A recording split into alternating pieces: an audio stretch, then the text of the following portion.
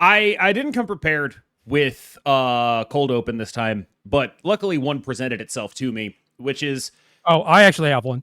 really. I'll totally abdicate. Go for it. Gerry episode. Are we doing that? Is this the Gerry episode? Yeah, why not? Okay, you dropped it on me right now. We're doing the Gerrysode.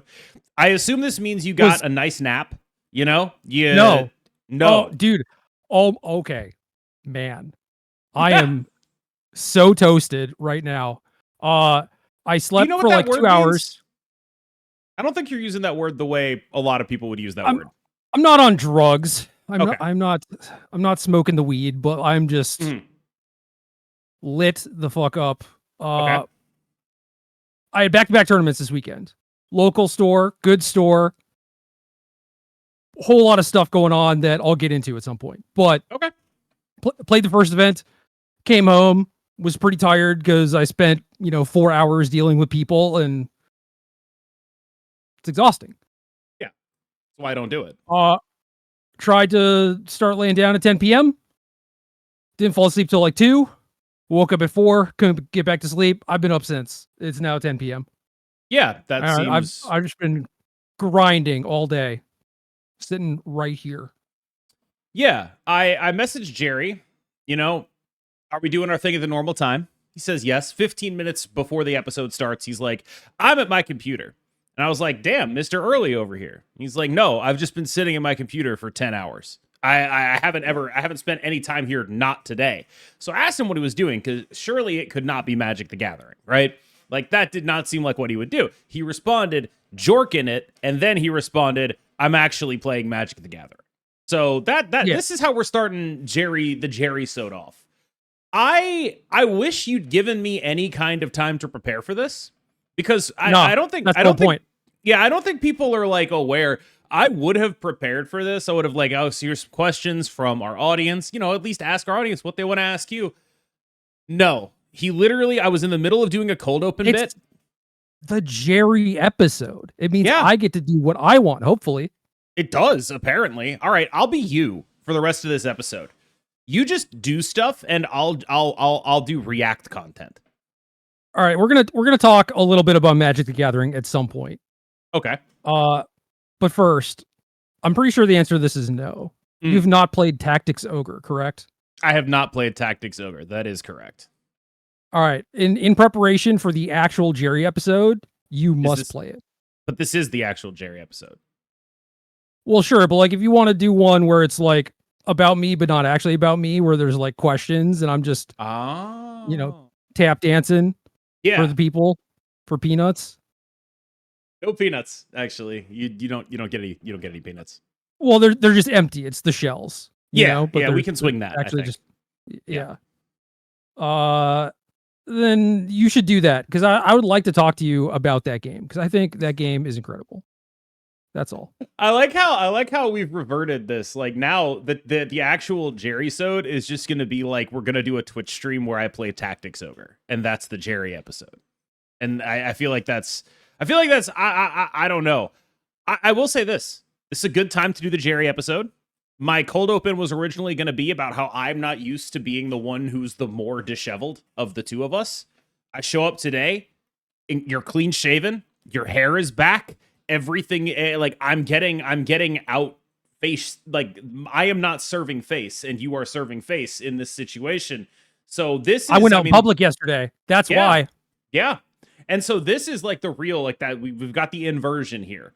I am definitely going to take up the what I like to refer to in my head as the Alex Horn role from Taskmaster. So I guess without further ado, welcome to the Gerrysode. This is where Gerry is just gonna do whatever it is that he wants to do on this platform. He can pretty much just wing it.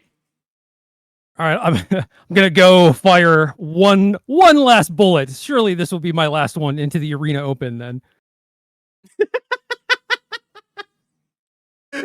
It just cancel the podcast entirely. That's we'll just keep doing it. I could share my screen if you want. I don't know. So I was supposed to go to 2 tournaments, and it came time for me to leave. Mm-hmm. And I was still just tired And my homie who normally comes with had to move this weekend. Stupid. Yeah. And then the homies that showed up Saturday, they had to go home. Stupid. Yep. Also, this store normally gets high 20s to low 40s. Like, that has been the attendance every single time I've gone to one of their events. A bunch of different formats. You know, I've gotten a pretty good sample, and it's always been that big. This one had 13 people. And 3 of those people drove from 3 hours away. Those were my homies. Yeah, I was gonna say, like, you were 3 of those people, right? Like, you were in a group of people driving from 3 hours away, correct? No. This is a store that's 30 minutes from my house. Well, I will say this. I had someone come into my stream and ask which of Vivi or Cauldron do you think will get banned? And like, I've played one game of that deck. Like, I know any other cards in that deck. Anyway, my answer was Snap Cauldron because Vivi's from Final Fantasy. But that's just a purely cynical answer. Like, that's no, like not... that's real. That's real. Like, you, if you were a betting man, that's the side I would take for sure. Yeah, Standard's got this thing going on where there's a deck that people have deemed to be too good, and then they say that on the internet. Yeah, and then everyone else basically just repeats that, even though they roughly have the experience of you. Played 0 games with the deck, probably 0 games against the deck. Could not tell you a card in the deck outside of the 2 namesake cards, right? And they're just like, that deck is messed up and Standard is messed up. Therefore, I'm not going to go to the tournament. So our tournament just had 20 fewer people than it normally would. And it's, you know, those 20 people are definitely the type of people who would not play the Cauldron deck. And that just makes it worse for everyone else because my try-hard spiky friends who drove 3 hours were all playing Cauldron, and they were 3 of the top 4. Wow, I'm shocked. So I like how that started with... No, hold on. They're also the best players. They're the best players, too. Yeah. But I'm gonna cut into the Gerry episode here, just for a minute. Because there's something that's worth parsing there. Because you started with, all of these people are wrong about the Standard format. Or at least something that would imply that they're wrong about the Standard format. Talking about them in such a way as... Okay. Talking about them in such a way as to imply, like, okay, these guys have no idea what they're talking about. Like, they don't know anything about this format. Also, 3 of the top 4. The point is that, well, it's like broken clock is wrong twice a day, right? Like, sure, they could be completely uninformed saying the thing. Maybe they're right, maybe they're not, but ultimately it doesn't matter. The point is that you are grossly uninformed. And all you are doing is parroting what the last person did. So, rewind a little bit. Okay. You remember when they banned 7 cards? Yes, that was awesome. This was a couple months ago, and it was immediately before rotation. So 5 sets dropped off, and 1 set came in. And this 1 set had a lot of pseudo replacements for a lot of the cards that rotated. Like 1 mana black removal spell. Like, okay, this one's different and kind of worse, but functionally similar. The metagame effectively did not change. Like, pre and post rotation. All the decks are still there. And so after they banned the cards, before rotation, people were like, oh, this blue-black deck is the nuts. It is unbeatable. Y'all are so dumb. You should have banned Kaito as well. Now they're saying it about Cauldron. Cauldron had been there the entire time. Also, dumpsters the Kaito deck. And this is the type of thing that really frustrates me about this whole situation. People being dumb on the internet? And in real life. So I tried to, like, vibes were bad at the store. And it's small-ish tournament, hanging with your homies at the LGS. The vibes are not supposed to be bad. Yeah. Also, the Virginia Beach people didn't show up. So, like, that's great for us. Because they're the ones with the bad vibes. It's true. Like that's such an insanely specific thing. Like, I have no response to that at all. Like, I can't get involved in your internecine Virginia versus, like, intra-Virginia beefs. I have no idea what's going on here. Like you might as well be describing sectarian conflicts in Afghanistan. I don't understand what you're talking about.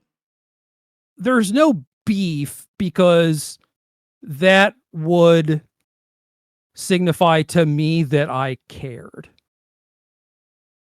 It's just they're annoying, and my day is better when they are not there. But like, they're not my equal. They're not my rival. This is not, Gary Oak and I'm Ash Ketchum or whatever. It's the trainer with the bug Pokemon at the beginning of your little Joey with a Weedle, Yeah, man, I bet you there's some people in our audience who, when you said that, got a little turned on. Not gonna lie. I feel like that's just the type of phrasing. There's at least one person out there that made him feel something. A little Weedle? What about a pretty big Pachirisu? I don't feel like Pachirisu maps onto a body part in the same way that a Weedle could. You know what I mean? Like, I don't know what that's meant to imply. But I do know what a little Weedle implies. Okay. Yeah, that's how I want to spend all of my days. This is my loot from my store event that I played in, where I finished in 6th place, which may sound great. I said 13 people. It may sound great because it's like, yeah, you made top 8. Well, it was cut to top 4, and I lost playing for top 4. So I did pretty poorly, actually. Thanks for asking. But yeah, the Virginia Beach people suck. That's fine that they stayed home. But like there were people who were just like, they're playing against my friend Jake playing Cauldron, and Jake, super nice dude. They're just having a bad time playing against. Yeah. And I'm just like, is this to be clear? Is this Pro Tour champion Jake Beardsley? That's the one. I would have a terrible time if I showed up to a 13-person store champion event, had to play the guy who made the goddamn deck that won the Pro Tour and broke the format. Yeah, I'd be mad about that. I think I would be upset. Didn't win the Pro Tour. Jake, I don't even think Jake made day 2. Yeah, but he made the deck. Like he did make the deck. Do you know how angry I would be if I went to a store champs to get like a promo with a stamp on it? Like, oh yeah, I'm gonna be the champion of this store, and then in comes guy who made, like, this would be like playing you in 2011, right? Like, oh god, I'm at store champs. I have to play. I'm better now. Yeah, but you were more famous. I won 4 boxes today. What are you talking about? You were more famous then, though, dude. That was. Oh, I was way more famous. Right. So like, this is like, I had to play against Gerry Thompson and his 4 different variants of Cawblade, all of which were worse than blue-white Cawblade. Which is funny though, because yes, I was a bigger deal in 2011, but also I didn't have shit for results. People were scared of me, but why? Yeah. I think everyone had a pretty compelling understanding that, or my perspective as someone who like bought SCG Premium in 2011. Yeah, how do you feel about that? Thanks. Is paid my rent. Is that my perspective was that like you were X amount ahead, and it wasn't so much about the specific things that you were doing as it was like, here is what matters in this matchup, and here is how you choose to attack it, right? The fact that like it eventually just circled back and everyone was like, actually, having good mana is way more important. I'm playing Tectonic Edge. What are we doing here? Very funny. And also, I mean, like, when you look at the other big names of the Cawblade era, I'm pretty sure one of them was a cheater. Is that correct? Yes. And then I genuinely don't remember. There was another guy that I'm specifically thinking of. But I mean, that was also the heyday of Burton Cheney. So like when AJ Stalker, is that the guy? That is actually the guy. I have no idea what happened to that guy. Wow, it's I'll tell you off the show. It's like I was there. And I used to play this game with Brad Nelson where he'd be like, oh, and I was talking to the guy with the shoes, and I was like, oh, you mean Tom or whatever? And I would just immediately know who he was talking about.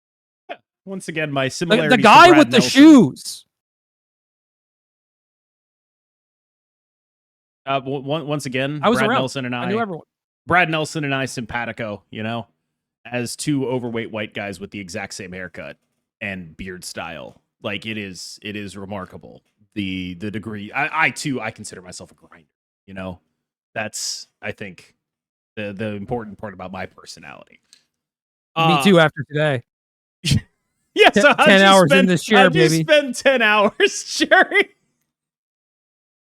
I'm in that state where I'm really tired, but like I'm kind of just coasting on fumes. I'm not like dead asleep, but I think it's I took Adderall this morning because I thought I was going to go to the RCQ. That's what it is. It's like that is the sole thing sustaining me and keeping me awake.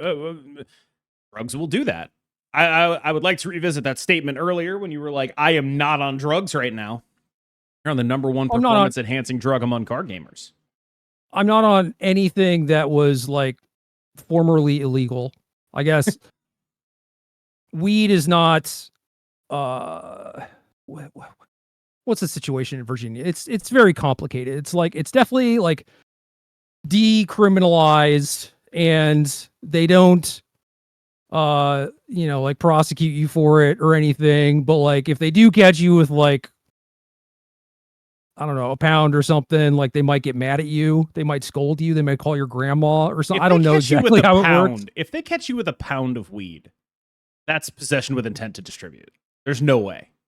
There's no way they decriminalize pounds of weed. Well, dude, that's kind of funny because how many people like smoke weed who are just like they are rolling that deep, Like why would you not buy in bulk? It's not like you're not going to use it. I would buy Adderall in bulk if they would let me. I gotta tell you, I don't think they're like. I gotta imagine there's not a state in America where having a pound of weed is legal. I gotta. Yeah, I know. I think it's like over an ounce or something. Is like. Sure.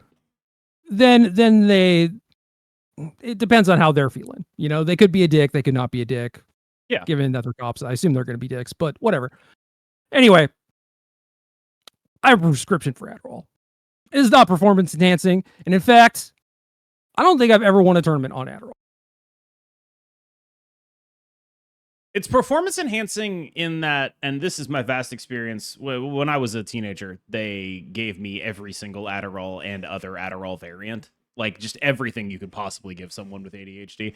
Turns out, the second I stopped taking them, it was like, oh, I know how to function as a human being because I'm not constantly zoned in on the one thing in front of me right now, right? Like that was the effect that it had on me, was not to make me more docile in any way, which that is really what people wanted. I was a pretty terrible kid. But to hyper focus on whatever it was that I wanted, and usually what that was like to be socially accepted. Turns out bad way for that to happen is by putting a kid on amphetamines and having them focus on that. Doesn't really work. Right. Yeah, it's funny how I don't know, different eras or different parts of the country or whatever, like how it operates. It's like instead of me being diagnosed with ADHD, I didn't find out till I was like 35 or some shit. They just hit me. That's all it was. They're just like act normal. Yeah, my parents were. I mean, they're good old liberals. Oh. They wouldn't really do that. They spanked me, but they wouldn't hand to face. That's not really their deal. And they stopped spanking me too after it just stopped working. Like I think that's sort of the ultimate thing, is like none of their ideas ever worked. And so just wait it out was sort of what ended up working for them. Just wait it out. Just wait for him to like develop the rest of his brain, and he'll have a wonderful career playing card games and making a fool of himself on the internet. Yeah, maybe they should have tried hitting you. Yeah, maybe it would have worked. I think I probably would have just been whinier. I would have just been whinier, I suspect. So, person playing against Jake, and it's just like rah, rah, rah, cauldron bullshit, blah blah blah. Correctly. And it's like, yeah, you lost, but like that game looked kind of fun to me. It looked like it was back and forth. There were a lot of points of interaction. And then they kind of like stop and think about it. And they're like, yeah, like you're not wrong. It was kind of fun. And I could have won if things went differently or whatever. But that's bullshit, and F this Jake dude, asshole. Real. It's awkward. It's his fault Jake's for still sitting there, It's his fault for I like the idea that like Jake lives in your basement where you live in my basement. And so like he could hear us having this conversation about like what it will. I live in my basement. Yeah. I mean, yeah. But then like you have a sort of secondary sub chamber wherein which you store, and this is sort of like the divine punishment that he gets. I actually want to relate that to Marvel Snap. I hate to bring up Marvel Snap on the Gerry episode. No, that's kind of what I wanted to get at through all of this, honestly, was that I've been thinking a lot about this and like why things are this way. And we can go into that certainly, but I think that there is a lot of similar stuff going on in Snap as well. So please. I kind of think that the majority of most feedback that you hear on the internet is the angry kind, because that's what motivates you to leave feedback in the first place, right? Yep. And I think that there is a level to which this is a natural consequence of having a card game community. But the Marvel Snap community's utter ability to hate every single thing that is good at any given time is very, very constant. There is a thing that has been occurring to me lately where it is, I don't know if I can actually listen to user feedback on my content, because so much it is people saying one thing and meaning another. As an example, I had a conversation in the main Discord of Marvel Snap today, and I don't want to dunk on anyone involved in this conversation. This is just an example that it came to mind. Someone mentioned that Dr. Octopus, the 5-cost Dr. Octopus, died for Arashem's sins. Now, to me, that would imply that Dr. Octopus was blameless, and thus I think it is an incorrect statement to say that that card, which was very stupid and kind of just waiting for an opportunity to be very stupid, died for the sins of Arashem. As we had, you want me to dig for receipts right now? I'm good. As we, you know what I'm talking about. I actually don't know what you're talking about. Oh, is it the decks that you used to send me with Doc Ock in them before? Yeah. You were a Doc Ock truther. I was just like, this card's cracked. Yeah, and you're just like, no, card's unplayable. I'm just like, dude, okay, like whatever. And then you're like, oh yeah, he was just waiting for something to break him. Obviously. I appreciate that you've been holding on. I appreciate that you've been holding on to this for 2 years. Like, hey, KM, remember 2 years ago you were wrong about Dr. Octopus, you fucking idiot. I remember when you say a thing that the last time I had talked to you about it, you had the exact opposite opinion. So, and like refuse to budge, refuse to like hear my point of view, anything like, and now you're just like, yeah, obviously card is cracked. What happened, man? Because it wasn't me. Well, I was wrong. That's what happened. Have you never? Is that just like a foreign experience? How'd we get here? What do you mean? At what point did we get here? When was the turnaround?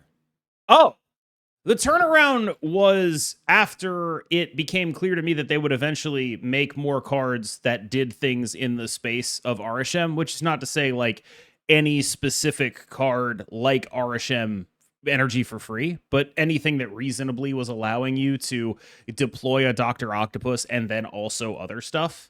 To me, that was a card that I thought was unplayable because I didn't understand that it was context related. What made him so powerful was the ability to play Clog Lane, also threaten elsewhere. And I think that was also mostly before I understood the concept of lanes or of spaces in lanes as like the equivalent of card advantage in this game. Like it was just something that I didn't get at the time. All the cards have context though, bro. Dude, that's so... That's all they are. Are you sure you're not... That's all they are. Are you sure you're not fried right now? I am. I'm just really tired. I just need to sleep. It's kind of the same thing. Interesting.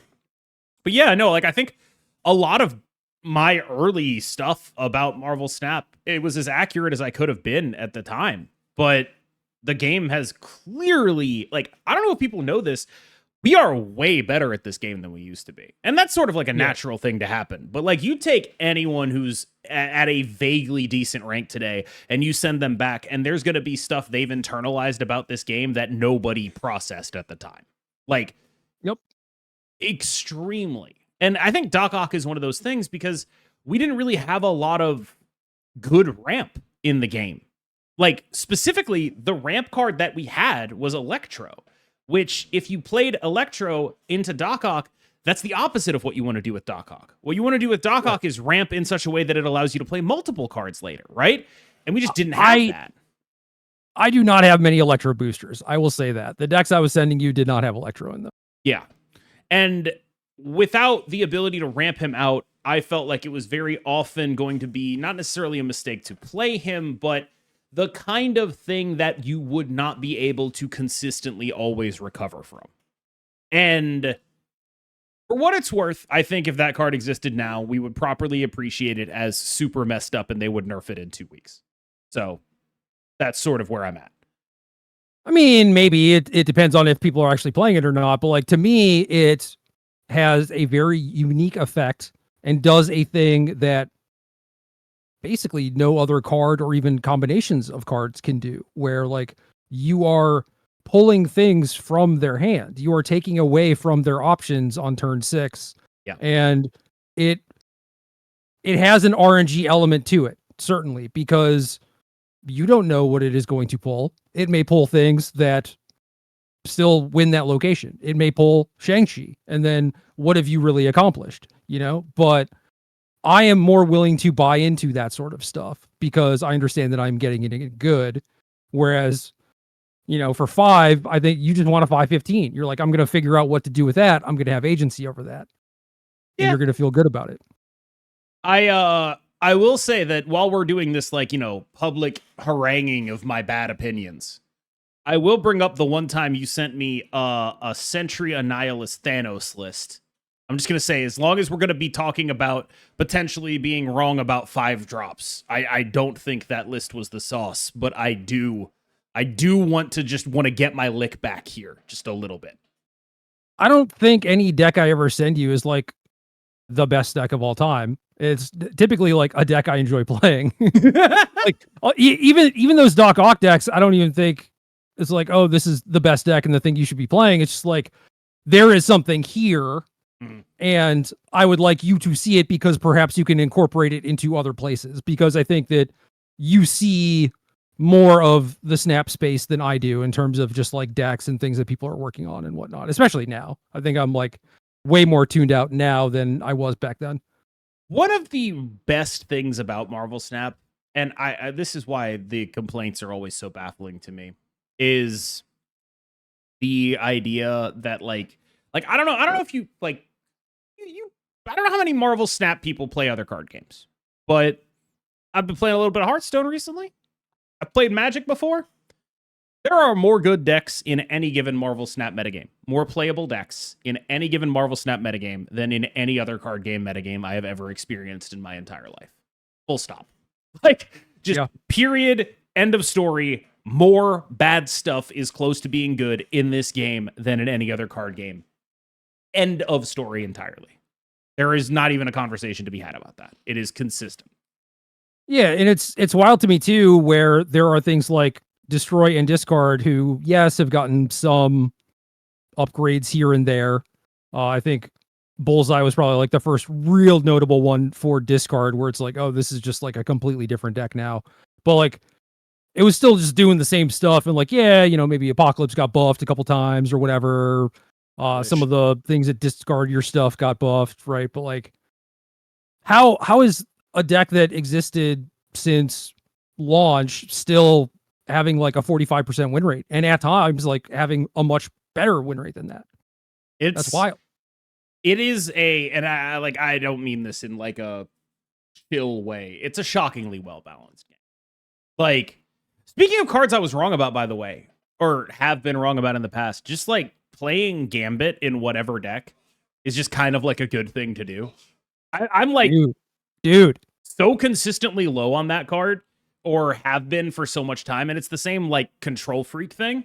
But like, Yeah. it turns out if you just play Gambit, and it's just like that's a pretty good thing to do. What if you just it's kind of sick. Just pretend you didn't draw that card anyway. It's fine. Yeah, I had a couple moments. People just get so attached to their things. They're just like, it's in my hand. It is my darling. I love it. And then you discard it. You weren't even going to play at the game. You know, like it was actually predestined that you would discard that. So yeah, you were never playing it in the first place. Once it's happened, you were never playing it. That's how it works. You never actually had it. Yeah. So what are you mourning? I had a couple moments recently that my opponent played basically a surprise Gambit. I was just like, oh shit, did not see this coming. And I look at the board and it's like, I have, some shitbag like a Zabu or whatever. And then I don't know, something with like 10 power or whatever. And I'm just like, I had a full stream where every Gambit played from both me and my opponents hit the best possible thing every time. Like, it was just like, that's fun. Not fun. It was that's not fun, dude. Oh man, I actually will say you're talking about it now. I think Gambit's the best design card in Marvel Snap. Like, as a top down, I don't think you can do Gambit better than throw a card at somebody. Oh, it's goated. Yeah. It's like, I don't think there is a single better top down in the entire game. That is maybe the perfect card design in any game I've ever seen. Gambit, throw a card at somebody. Done. Banger. Like, that's just so good. He is, I think it's like the vague fourth wall breaking of this being a card game, right? Like, that's what really puts it over the top for me, because I think you could say that about a lot of things. Like, oh look, it's Kitty Pryde, she's phasing through. Like, when cards interact the way their powers work in the context of this being a game, I think that's just a really cool thing that happens. So Kitty Pryde phasing from the board back to your hand, Gambit throwing a card at somebody, super banger ideas. Love it. You can't think about it too hard though, because it's like you have a card of like Magneto in your hand, and Gambit is just like throwing and exploding Magneto at someone, and his aim is dog shit.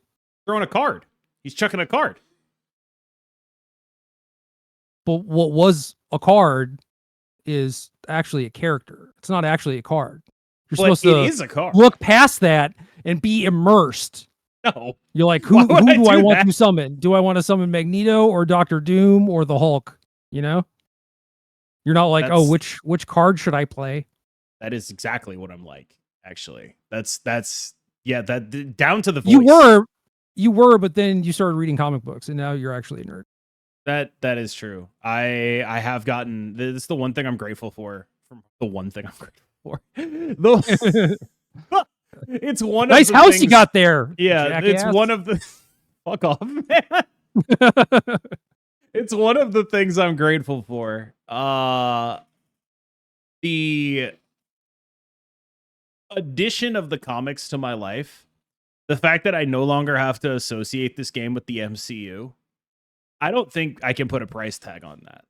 Like, yeah, it's nice. It's nice that I don't have to like, oh, you play a Marvel card game? Oh wow, I bet you like the MCU. And now I previously I would have to be like, no, I actually think the game is really good. And now it's just like, no, I like the comics. You know, I can actually just say that. I was reading a comic before we started. Actually, it's it's the new Exceptional X-Men, which is Kitty Pryde and Emma Frost trying to like figure out how to do teaching. I feel like X-Men has absolutely lost the plot. They did an ethno state and then they undid the ethno state. And now they're just like, I'm just a normal girl trying to survive in a post ethno state world. And it's like, what is this about? Like, why is this relatable content? Yeah. Like, why are we here? Like, what is happening right now? It's a very, it's very on the nose. It's like they have Kitty Pryde like internal monologuing about how that whole "we are your new gods" thing didn't go so well. It's like, yeah, I fucking bet. Why were you along for the ride? What are we talking about? Like, yeah. Like, what? And it's just like I'm just trying to muddle through, and it's just like I don't get it. And then Emma Frost shows up, and the whole setting is like Kitty Pryde's like, dingy Chicago or wherever she is house. It's not like a fancy. Emma Frost shows up. She's wearing like whatever Emma Frost wears, and just starts walking around calling people darling and things of that nature. And it's just there's some intentional stylistic things going on that really sort of like. Okay, so Emma Frost is introduced into the story by mentally invading Kitty Pryde's brain for fun and monitoring her on dates, and just like that is like just played for laughs. And it's like, aren't all of your friends horrible people? Like, when will we have Kitty Pryde reckon with being groomed? Is my real question. Like, when will that happen? When will we deprogram her from this cult? Is kind of where I'm at. It sounds like she's got a lot going on, Yeah. So baby steps. Imagine like you're just doing your normal, you're working as a bartender, and every so often the world's 5th most glamorous psychic just slides into your brain and gives you a headache and makes you black out while driving, and then also you work with her. Like imagine that's your coworker. It's like, okay, at some point you have to realize this isn't a good thing. Why are you exposing children to this woman? You can't do that. I played against this guy in a modern RCQ, round 1. Seemed like a nice enough fella. Was wearing some clothing that definitely told me a little bit about himself. And I realized that he and I were probably not going to be friends. But a Hagao sweater or MAGA hat? More towards the MAGA side of things. Okay. Not directly, but it's just like you're not really trying to hide anything, clearly, And it wasn't just like one piece of apparel. It was like shirt and jacket and hat. I was just like, okay. So anyway, play this guy, beat him up pretty badly. 2-0. Not close. Honestly, one of the easiest matches I played in a while. And it was nice. And then I'm packing up my stuff, and like I said, this person was affable enough, and I'm just chatting with him, and his buddy next to him leans over and was like, "Why'd you do this thing on turn 3 or whatever? It was so terrible, blah blah blah." And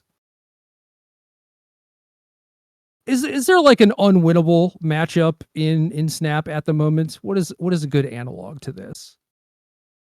This goes back to me sucking Snap off a little bit. There really isn't. Like, I guess an unwinnable matchup would be, I don't know, you're playing like a move deck into Scream. That's pretty bad. Yeah, at the very least, it doesn't feel good. I had someone concede that matchup. They played a Madam Web. I moved my Sam Wilson thing into the middle location, which was the Bar Sinister, and I made 3 Screams. They were just like, I'm absolutely out of this game. I refuse to play it correctly, probably. And it was kind of that. Yeah. Anyway, I'm playing like this artifact based deck against this blue-black deck that can't kill artifacts, and they are locked in on playing 1 spell a turn. Meanwhile, I'm playing like 3 or 4 spells a turn. I just get like very far ahead of them. They have no comeback mechanism. It's a nightmare. It's really bad. And his buddy is just roasting him over this thing that he did on turn 2 that is the most inconsequential thing of all time. And also, the thing that delighted me during all of this was that my opponent was thinking at one point during one of our games, and I briefly looked over because I'm just bored. And I'm just, glancing around. I watched this dude who is now haranguing my opponent play for all of 5 seconds, and he makes a very, very heinous error. Just missed like 2 triggers in the span of 5 seconds. And maybe cost him the game. Who knows? I stopped watching. I was just like, I can't pay attention to this anymore because it is going to drive me nuts. But then he's just like, actually you should have, done this thing or whatever. It's just like, get your own house in order, What is your actual advice to a player like that? Like, let's say you're good enough to notice your friends misplaying, but you know you misplay and you can't see your own misplays because obviously if you could, they wouldn't be misplays. Like, what is your advice? Just never fucking talk, or what? Okay, so there's a lot to unpack here. So for context, Virginia Beach people is what I'm talking about. But this person is a person who is very adamant that he is not making mistakes. Oh. And if you bring up like, oh, hey, you missed these triggers, he'll be like, no, you are stupid. He'll just gaslight you. He's like, you're stupid. You don't understand what was happening in the game. It's been a while since I've been like really dog shit at a game because I mostly play one game at a time. So I've been playing Hearthstone and I've been playing some of SUV's game. And buddy, I am dog shit at both. Like I am not good enough to know what I'm doing wrong, but I am good enough to know that there are things that are wrong, right? And so there's just like, there's so many decisions in a game of Hearthstone. I know that sounds insane, but if you're playing like the current rogue deck, which is just good cards rogue, there's 50,000 fucking decisions that you have to make, and I don't know the flow chart for any of them. I don't know any of that shit, man. It is unbelievable how many decisions I have to make, which is why I switched back to Hunter and then started winning again, because I don't have to make more than 2 decisions a game. That at least keeps the amount of things I can mess up lower numerically. Back in the day, I wanted to have all the experiences, and I wanted to be reasonably competent, because I also think that helps you a lot for like when you are playing against someone, right? Like you understand what they are trying to work towards and what they need to make their thing happen and whatever. And yeah, you start understanding like what scenarios are very difficult for them to come back from too. And I finally just bashed my head against a wall, I think for like 200 games, maybe a little less, to where I thought I was proficient at like the, like Edwin, prep, shadow step, like normal-ish rogue kind of thing. And then I came back and I played like some like Death Knight or whatever. And it's just like, like looking at like full hand board with a bunch of business going on. I got my cards have like multiple modes now in terms of like cashing in cards or upgrading them or whatever. And then the rope starts burning. And I'm just like, well, I'm just doing stuff. Yep. I'm taking game actions and there's no chance in hell this is right. But and like, to be clear, I'm legend in both of those games. Like I'm at like a floor of competence where you would think I know what I'm doing, and I absolutely have no idea what I'm doing. I have no comprehension of any of the things I have general comprehension of in a game I'm actually good at. Absolutely none. And so it's been a while since I've been in that spot where I'm just like, I don't know what the hell's happening here. I'm playing like even like the easy decks, right? Like Quest Warlock right now. That deck's hard as shit. I rope like every turn of 6 turns that the game lasts. Like, yes, it's awesome that I can do that in 6 turns, but I am roping every single turn because there are a bunch of permutations that I have to figure out what the hell I'm actually supposed to be doing and what I'm supposed to be prioritizing and all of that stuff. And there's so many, I think the thing that really gets me about Hearthstone is there are so many ways to fuck up in a game like that. In Snap, you can fuck up, but you can't fuck up that bad or that many times. You can't repeatedly blow it the way you can in a Hearthstone game. Like there's a card called Elise, 3/5, has like a deck building requirement. If you meet the deck building requirement, you create a location. Do you have any idea how many times I have played that card and made the correct decisions on the location? I'm pretty sure it's 0. I'm pretty sure it's actually none. I don't think I have ever correctly built a location off of that card. So I've seen that card. I've played like some arenas and whatnot, and whenever I see a card like that, I'm just like, nah, I'm good. Like, I gotta take something that's a little bit more face up. Yep. Like there was a streamer who was talking about how like Elise had bad stats in the deck, right? And it's like, yeah, man, that's because 0 people play her right. Yeah, right. That's because there is nobody who is not probably a pro level player who actually plays that card correctly. Like, I have been so wrong so many times with Elise that it's just like, oh my god, okay, because like first you have the menu of which one you're gonna choose, and then you have to choose 1, 5, and 10 for the power, for the total power of the thing, and then you have to choose which of the spells or effects you want on it. You have to choose those twice. Yeah, I don't even know how it works, because every time I see it, I'm just like, nope. Like, there are certain decks where it's like, I really only want one thing out of Elise, and she's only there to do that one thing. Rogue is not one of those decks, as far as I can tell. And as far as I can tell, I have just absolute, like, I gotta be like 0-10 in the Rogue mirror. Like, I am just like, I am absolute, like, someone talked about this, was like, are you the best player in the games you play? Everyone thinks they are. I was like, no, I am so clearly the worst player in every game I play. I played my quest in Quest Rogue because I thought it was a location. It turns out it was a spell, and it got counterspelled. I just didn't know. But I should have known, because there's a card that copies it, and it copies spells. I was like, oh, I should have known that, but it doesn't look like a spell. So I was like, all right, it's not a spell. I'll play it. Died immediately. Like, I am the worst player in every game I'm involved in. It's an interesting position to be in. Yeah, that whenever I start a new game, I don't tell anyone.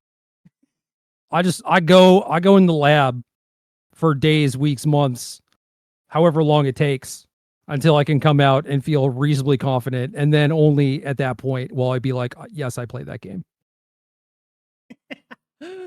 What that is true. You have like a level of competence at every game you play that I assumed was natural, but now I realize is because you hate yourself. Among other reasons. Yeah, that one's up there. Yeah. Like that seems like the proximate cause here. Like, I can't admit to being doggy ass at a game. So I must punish myself until I am not. I must look into the ancient medieval rite of flesh mortification until I could be good at this. I think it's more so that I enjoy it, where I see this thing and it is a task that is accomplishable. Like, I see this thing where it's like, well, if I just play 200 games of Rogue, I can probably get to a point where I know what I'm doing as soon as my turn starts. As soon as I draw my card, I know what my options are, and it's just kind of like autopilot from there. And I like going through the process of getting to that point, and then also being like, yeah, I knew I could do it, but the space in between when all that is happening, I don't want to talk to anyone. Don't ever talk to me. Yeah, I don't know. According to like Hearthstone, basically, I'm in the top 10% of Legend, right? That's what gets the 11x star bonus, right? Like, I'm in the top 10% of the best players in the game in theory. In practice, I am an ape. I might as well be doing shit randomly. And it is shocking to me, the gap between people who are really good at this game and literally everyone else. Because I am throwing every game I play probably on average at least twice. Like, I'm just chucking it away at least twice. Yeah, but you're in that space that I was talking about. Yeah, I suppose. Like, you are going from beginner to like, oh, I have actually put in a sizable amount of reps, to where if you are not competent, then maybe it's kind of awkward. Then maybe you have to examine yourself or whatever, but like, you're definitely not there yet. No. So no. I played 40 games of Hearthstone a couple days ago, and that is the most Hearthstone I have played all month, which is, I think my total games is like 100 and something. I have not played a lot of this game, I think, relative to the actually are good at it. Oh yeah. I mean, me either. Like, I had, I think, 2 classes that had 500 wins or whatever. So it was not a lot. And then you look at a game like Snap, and I like, this is what keeps me coming back to Snap, is for a game that simple, there's such depth, there's such ability to outplay and misplay and use the priority system and do correct things, and it does it all in such a complex and small package that the floor and the ceiling on decks are both readily apparent and easily something you can break through. And I think that is, I can't stop thinking about it. Like, this is such an incredibly good game.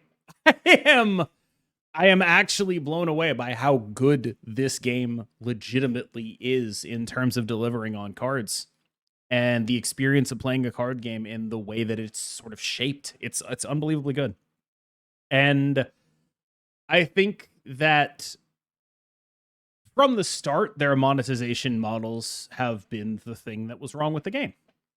Yeah. And I think that the well is now so poisoned in that context that I don't know if there's anything they can do about it. I think the negativity is so ingrained, because what happens is you start with some people that are doing bad faith reads, and they're probably wrong, right? They're like, this company is greedy, piece of shit, fuck them, right? And then over time, that viewpoint gets more popular, and those people were like, see, I was right all along. You guys were actually wrong. I was right. They were piece of shit greedy or whatever, right? And I kind of think that kind of thing, once it starts snowballing downhill, kind of hard to break out of, you know? It's kind of hard to like stop the toxic gossip train, you know? The snowball. But yeah, I do wonder about that, right? Like, I guess my question is Marvel Snap hashtag canceled? No, because people are still going to play it because it's still a good game. It's still a fun game. And regardless of all the other shit that you have to deal with in order to like log on and acquire cards and go through the rigmarole, like once you hit play, good game. Like it's all good, you know?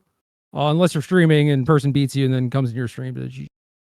No. You didn't even need to say the second part. Unless you're streaming and a person beats you. Period. Actually, I don't even think you need to be streaming. Unless you're streaming. If a person beats you, fuck them. if a person has the temerity to beat me at a card game. If someone beat me, it must have been a cheater bot. It's the only thing that makes sense. Right, or a sniper. That's mine. That's my own personal cope. Everyone else gets to do cheater bots. Yeah. I get snipers, right? Well, that's because you're streaming. I don't know what my excuse is. It's like, then I have to like turn my webcam off or something. I'm like, they're watching. Yeah. They are out there. They're infiltrating. They are out there. I feel like we've strayed from the topic of the Gerrysode, though, which is you. Oh yeah. So no, that's all right. I'm used to it. Let's circle back to the Gerrysode and see what we can mine out of the rocks that is. I don't really know where this analogy is going. I don't know. Your personality is rocks. We're mining diamonds. It doesn't really sound like there's a complimentary way to end it. Yeah. It doesn't really. It is the thing. Let's go mine Ben Grimm, which incidentally, kind of a sick name for you. But no. Grim, like just because it's emo or what? Yes. Literally, yes. All right. Yes, that is actually the connection I was making there. Yeah. That is in fact the thing. Here is the state of Magic the Gathering organized play. That exists. There are occasionally bigger tournaments, like once every couple months. This weekend I'm going to Orlando for a thing called a Spotlight Series. It is open invite. Anyone can show up and play in this thing. It directly gives you invites to the Pro Tour, which is the biggest tournament that they have, basically. And it is a Grand Prix. Okay. But back in the day, they used to have these basically every week. Like I've had years playing Magic where I traveled 48 weekends out of the year because there were big Magic tournaments on those weekends. And now it's like, I'm waiting like every 2 or 3 months there's one, right? And it is very, very different, especially because in the meantime there's not weekly stuff happening on Twitch like there used to be all those Grand Prix that used to happen, but like also the SCG, the independent tournament circuit, which is where I did okay and became like a household name. It was just me taking the lunch money from children effectively. And that got people pointed to their website where they had people like me write articles. Those articles pointed to the tournaments that were upcoming and like the Twitch thing. And it was like this vast ecosystem. And because we were playing Magic every week and there were thousands of dollars on the line, like we were incentivized to actually try to move things forward and like find a way to gain an edge. And when things are just happening like every couple of months where it's a big event, and in the meantime, it's these local 13 player store tournaments, like what incentive do you have to try and figure out, in this case, the VV Cauldron problem, right? Back in the day, I think there would have been like 5 Grand Prix that have happened by now, and someone would have figured it out. Or they wouldn't have, and people would have been like, oh shit, yeah, we do have to ban it. You know, but instead we're in like this nebulous space where we don't know. But the people who are not going to do any of the work whatsoever are just like, well, it's bad because I heard people say it was bad, and so I'm just not going to play. And I find the whole thing like very sad, very depressing, very disappointing. I wish someone would just pay me money to write articles again. I would just fix this problem for you. But it's taking everything I have not to make another toxic gossip train joke. Just letting you know. No, it's very similar to what you're describing though. Is that like there are basically people in the space who do things, and then there are the people in the space who follow effectively. And this is not to be disparaging to them, because in a lot of cases this is like 30 or 40 somethings who have full-time jobs, have families, like spouses, children, other various commitments, right? And you don't have time to do the shit that we do, to sit in this goddamn chair for 10 hours a day, grinding it out for 4 booster boxes of product. Like, I can do it because I don't have a life, you know? But if the incentives are not there for a person like me to exist, I think this is forever how it is going to be. Like, people played the old format. They complained about it because the same decks were doing well. Okay, we'll ban 7 cards. A massive amount of cards. And then what is the first thing that happens? People complain about what the best deck is in the new format, even though before that was like the Kid Gloves deck, you know? And that wasn't even the best deck. It was just people didn't do anything. Am I off base in suggesting that this is like I don't want to be the guy who's like, dude, slides were so much more fun when I was a kid, right? I don't want to be the guy who's like, people were bigger when I was a kid. But I do sort of feel like one of the real constants of the world that we live in is that there is no objective reality anymore. And you can point to a bunch of different spots in this, but basically that's like a whole episode of a discussion, I think. Sure, but I it's something that like sort of underpins a lot of what I do, is this understanding that like there is no consensus objective reality. Everyone is agenda posting. Like, whether or not they are consciously aware of it, they're always agenda posting. And whatever that agenda is, whatever that is, it doesn't matter. There's no attempt to be honest. There's no attempt to have honest discourse. It's always to serve the goals. Words are not attempts to communicate. They are weapons to acquire the things that you want out of a situation, right? And in Marvel Snap, you see that a lot with the compensation farmers, who, what bothers me about what they do is not the act of it. I think it's like, you know, yeah, sure, stick it to the corporation. I don't give a fuck, right? Like, that's chill. It's the dishonesty of the words used because they use words in a specific way that is most likely to achieve their agenda. I bought this thing First Steps bundle thinking that it said the actual thing First Steps. Oh my God, you mislabeled it? I was duped by your mistake and should be compensated. And it's like, no, you didn't. You bought it because you thought there would be a chance at farming compensation. And it's like, yeah, I just don't understand why it's hard to talk about that. Like, it's like, I like that specific rhetorical positioning is something that I see a lot where it's like a very sympathetic view of yourself, a very non-sympathetic view of everyone else. And Lord knows I do this. That's called being human. But I do feel like, not to like put too fine a point on it, we have this society. We live in a society where people can just believe that they have done nothing wrong and have been wronged by various systems, in large part because that actually does happen. There are people out there who are fucking you over on a systematic level. That is happening to you. It's not the matchmaking in your game. It's not the fucking... Or the shuffler. Yes, it's not that. But there is a larger sense that the game that is life is rigged against you, and it is because you didn't high roll being born to a parent who had a trust fund, okay? That's how the game of life is rigged against you, not fucking Marvel Rivals EOMM or Marvel Snap bad metagames or any of that shit. And so, like, I think because the sort of fundamental promise of a fair shot at life is broken in the world at large, people internalize that and they're like, anything that goes wrong, well, it's the same thing. The fundamental promise is being broken to me.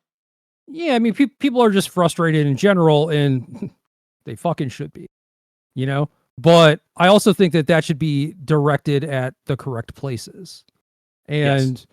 I think in this instance, you take shots at any random corporation, like, okay, I'm like you said, I'm fine, you know? Yeah, I don't give a fuck. Yeah.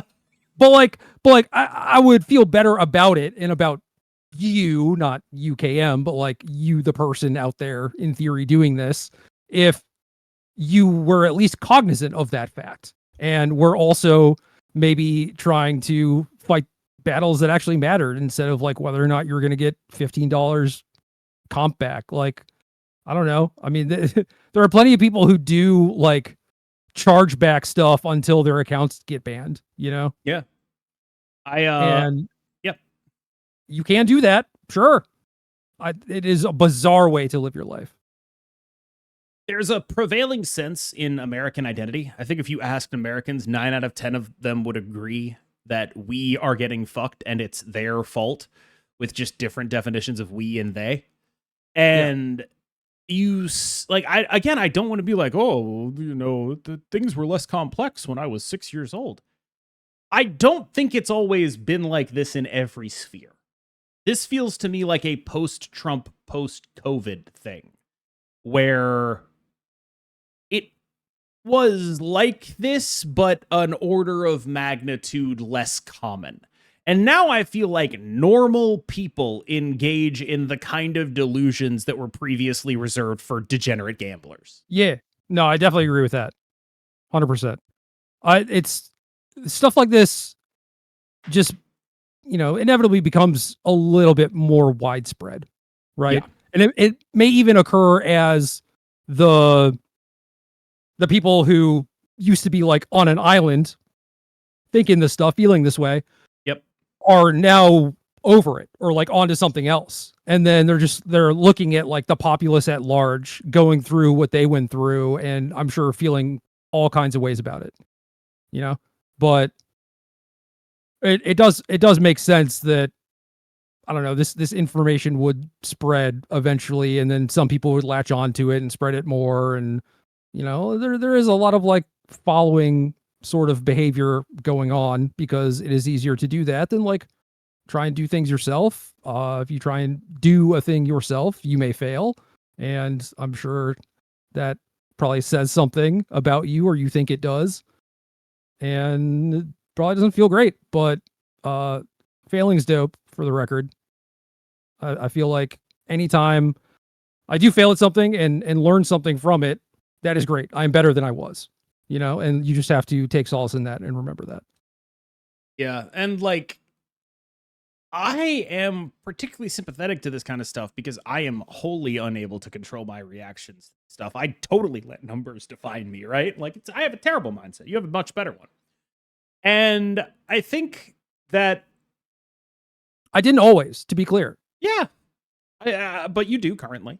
And I think that like it is odd to me as someone who is cognizant of this as a problem, that of thinking in this way is bad for me, to watch so many people not only not recognize it as a problem, but indulge in it as a way of life.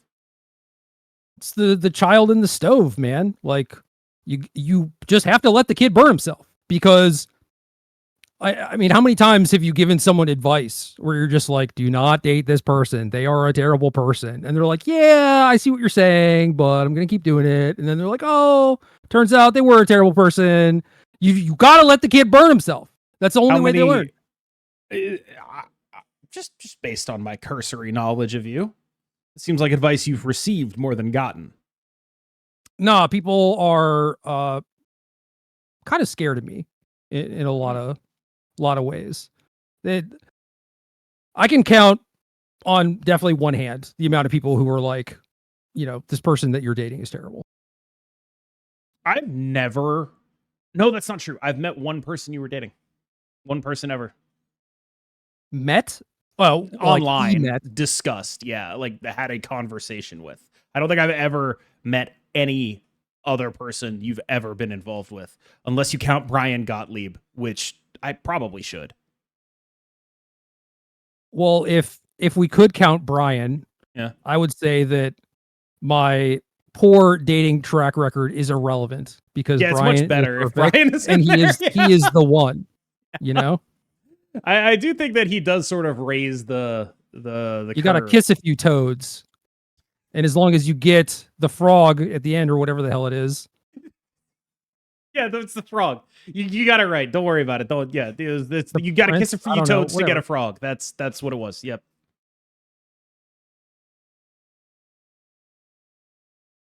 I don't know, man. You gotta kiss a few toads before you find a few more toads. That's how the saying goes. That's how life goes. I am not educated. I don't know if you know this. I do think that like it is something that sticks out to me about the modern world, that like I feel like, yeah, like previously delusions reserved for the truly degenerate gamblers of this isn't actually a problem kind of stuff, right? This is actually like someone else's fault. That's just like sort of the default mode that we interact with now. Yeah, I'm like, oh, you missed 2 triggers. Like right now, I saw you. Like your opponent can even confirm, right? And he's just like, nah. Yep. Bananas. Yep. I mean, like, I think the thing that I do the most is I'm like, must have been a sniper. And then someone in chat will be like, no, they could have been playing around this. And I'll be like, fuck you. Yeah. It's like, fuck, they could have, but they weren't. You can't prove me wrong. That's where I engage in this behavior. See, that's kind of the thing though, is like, even way back in the day when I was way more toxic than I am now. Yeah. And I could tell that my opponent played really, really well. And even now, there are times where, like playing in these arena opens, I play against someone where they would correctly identify me as having a very specific card and play around it. And I get like kind of mad. Yeah. But then I'm also just like, damn, you're good. And I'm happy that I'm playing against people who are smart, because that is fun and that is challenging. Why can't you give your opponent props when maybe that is the case? And maybe they did a thing that you yourself are capable of doing. I think it's because I'm a fundamentally insecure, ego-driven person, and that's largely it.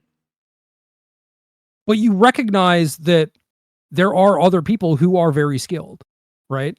And obviously, even people who are not skilled can have this like light bulb flashing moment and be like, oh, I think he was setting up Cannonball, and make a play based on that.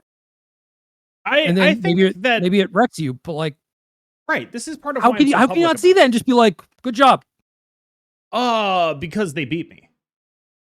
How dare they? But no, this is actually part of why I'm so public about it. I view it as the sort of like ethical thing to do in a situation where it's like, if that's my emotional response, that's my emotional response, whatever. But the least I can do is be very public about like, I'm probably wrong and or an asshole. It's fine. I gotta at least. But doesn't that in some way just like excuse the bad behavior? Like, I think in part, yeah, but largely I'm trying to make it better, you know? And until I have solved that, which obviously I haven't, I don't know what else I can do. Yeah, this would be me locking myself in the basement kind of deal. Yeah. You're in that in between space. I think you are like way further on the other side than when you started. Yeah. You are. I know that. But yeah, so the first the first couple arena directs I played in is playing online, and then if you win, they mail you physical product, right? So I'm about to get some boxes in the mail. I played in a bunch of these before, have never won any physical product. Now I have 4 boxes. I'm flush. But first one I played in got beat pretty bad. Didn't really know why. It was like early in the morning, groggy, still waking up, whatever. Second one, I'm a little bit more alert, neurons firing a little bit, and I open my sealed deck and it shows your rares just on the screen. And it displays 10 rares. And then I go in. I want to say it's average. It's definitely not average. I think average is like 7 or 8 now. Like 10 is a lot, but some of the packs just have 3 rares in them now, man. It's stupid.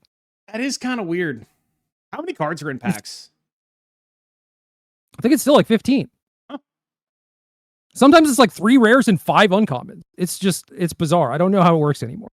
But then I'm building my deck, and then I'm like, oh hey, where's that one of the cards that I saw? Like it showed me the rares, and I was like, oh, I haven't played with that one. And then I'm just looking through, and it's not there. And I search for rare, and 5 cards show up. Okay. Head scratcher. Yeah.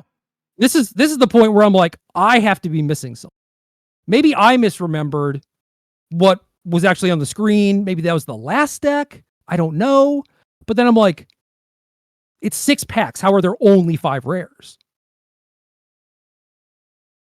So I sent in a support ticket. Not too long after, they just deleted that tournament from Arena. Apparently, I was not the only one. They were just doing this to everyone. They were giving them like half rares. So I logged back in, and my tournament's back. And I was like, oh, maybe it gave me my rares and I can actually build my deck. Nope. Still 5 rares. So played that one for a couple rounds, died. Finally, get one. Shows me the rares. I look, they're all there. Great. I play my thing. Deck's okay. Start 5-0. And the Marvel crossover already happened? 6 wins is 1 box. I don't know what you're talking about, so I'm just going to move past it. You said you played 7 wins. 7 wins is 2 boxes. And if you get 2 losses, you're out. And then I play against underscore KBOL. Marcio, right? Marcio Carvalho. Yeah. For those unaware, I'm like, hell yeah! Marcio is one of the best players in the world. Also alleged cheater at some point of his career. True. And also allegedly reformed. Regardless, I know that he does a lot of excellent things for his community. And I know that he is like heralded as a hero in Portugal, and everybody loves him. I love and respect that aspect of him, regardless of if he's also cheating. I think that this is interesting. So thing that I realized, or maybe I knew this before and like this is just getting beaten back into me, is that like when you become the villain, people immediately pretend like all of your like positive qualities do not exist. Yeah. So when Jake played the Cauldron deck at the Pro Tour, people were like, "Oh, that's so cute. Look at you, Jake. Nice deck. Oh, Paulo went 8-2. Good job, Paulo. Just little goat brew. things. Yeah, just goat things. It looks really fun. Wish I could afford it. It looks super sweet to play. Like, oh, I played a tournament. I played against that Cauldron deck. It was pretty fun to play against. And then you're playing against Jake at an RCQ and you're like, you are the fucking devil. I hate you, demon scum. This deck is garbage bullshit. I mean, and it's just like, what happened to all the nice things that you were saying 2 months ago? Right. And a lot of this is true of Marcio as well. And I think that is sad because he does do a lot of good, even if he did some bad, regardless. Can we talk about, hold on. The impression you did of the person that you were, are you aware that's me? Are you like purposefully doing an impression of me? This is not you. Sounded exactly like me. That was unbelievable. That was exactly how I sound. Oh my God. It's so over for me. Anyway, please continue with the story of, because I think the key thing to understand about Marcio is one of, at any given time, arguably the 5 best players in the world for the last like decade, basically. And we're playing limited, and he is a limited goat, and I am known as a constructed goat. So this is typically where I should not be favored. But what people don't know is I used to be better at limited than constructed. I played way more limited. It was just not as interesting to like talk about. I played a lot of Magic. That was it. But people would listen to me talk about constructed. They wouldn't listen to me talk about limited. I welcome the challenge. And it was not very challenging because he beat the absolute shit out of me.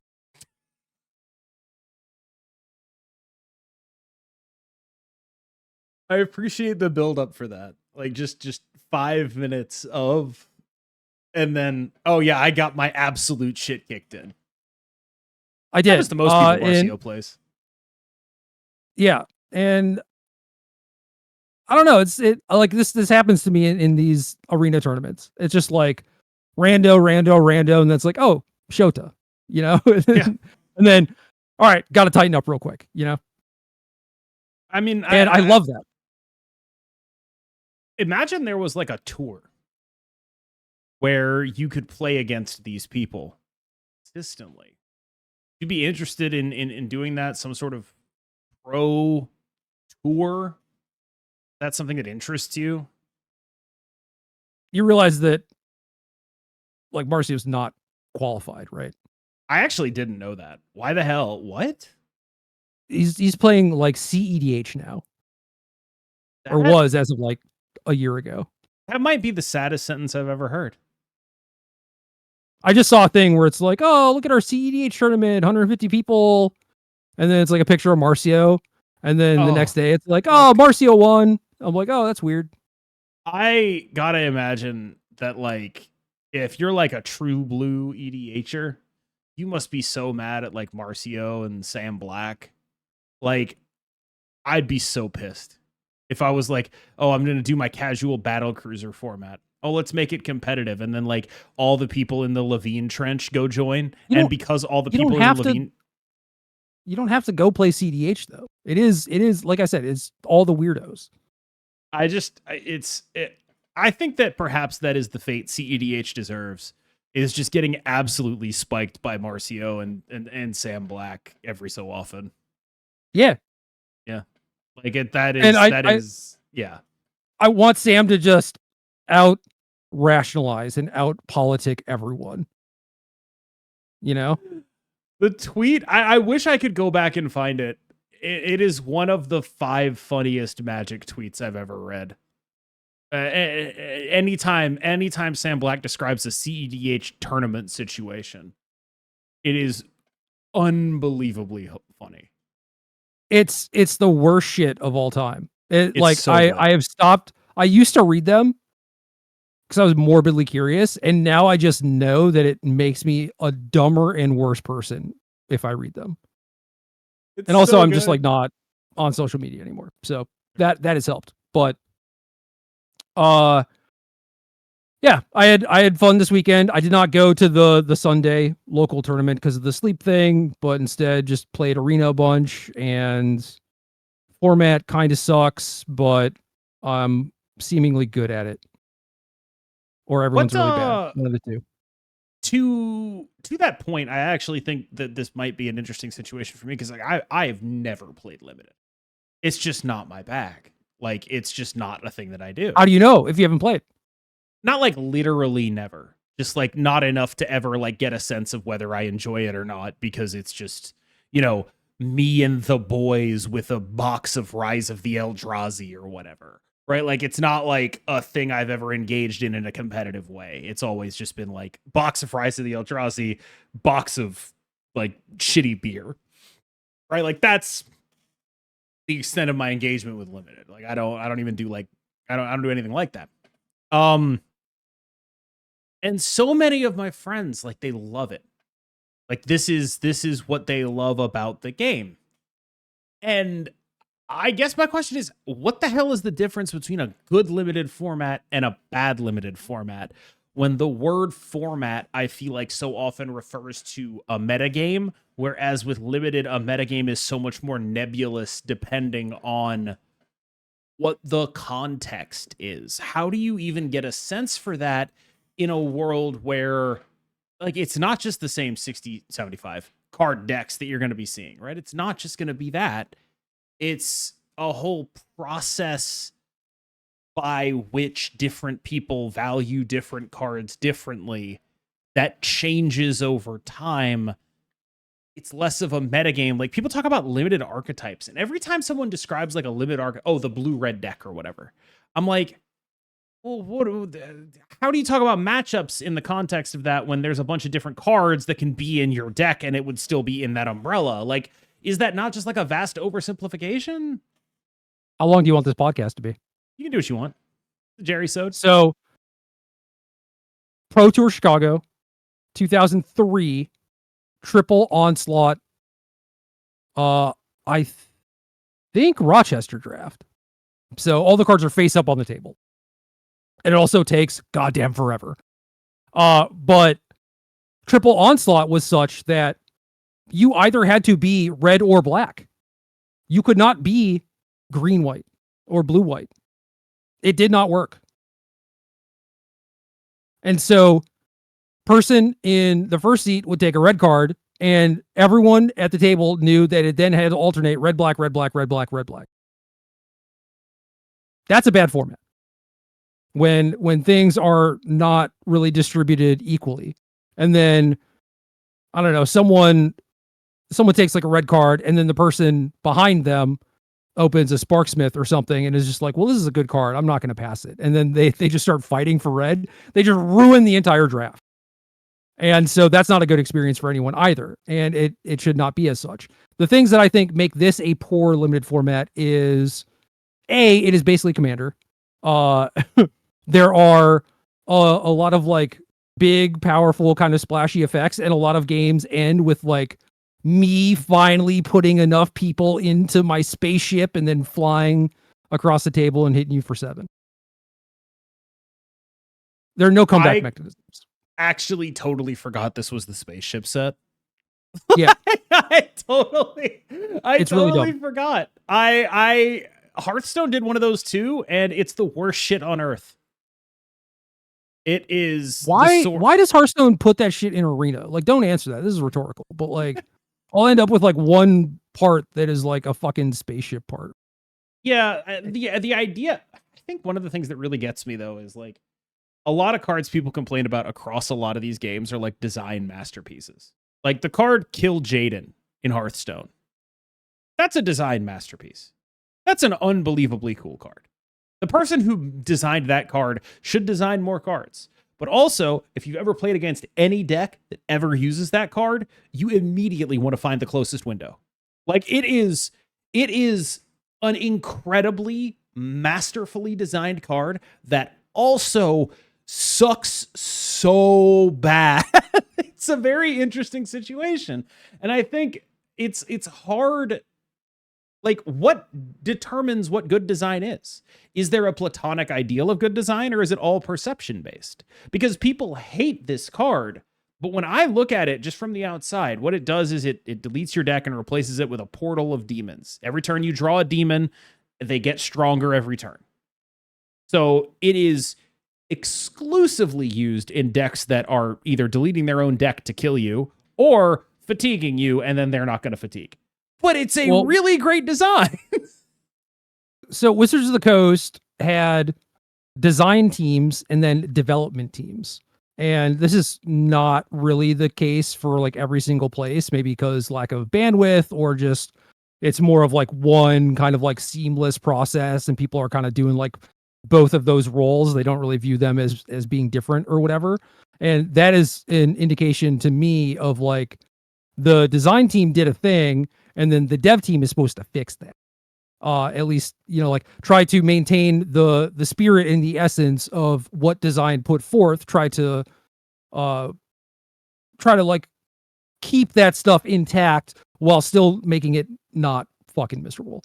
And I could see how this has happened previously at like various game companies, like notably Wizards, where someone will like make a card that is precious to them. You know, it's like the thing that you have that you discard to Gambit or whatever. You're like, no, but like in reality, you should just kill your darlings. Like it should not matter. Like the thing that you are serving, discarding your whatever the hell to kill their Cull Obsidian or whatever, is way better than that piece of shit being in your hand at the end of the game, right? But then people still have this visceral reaction to it.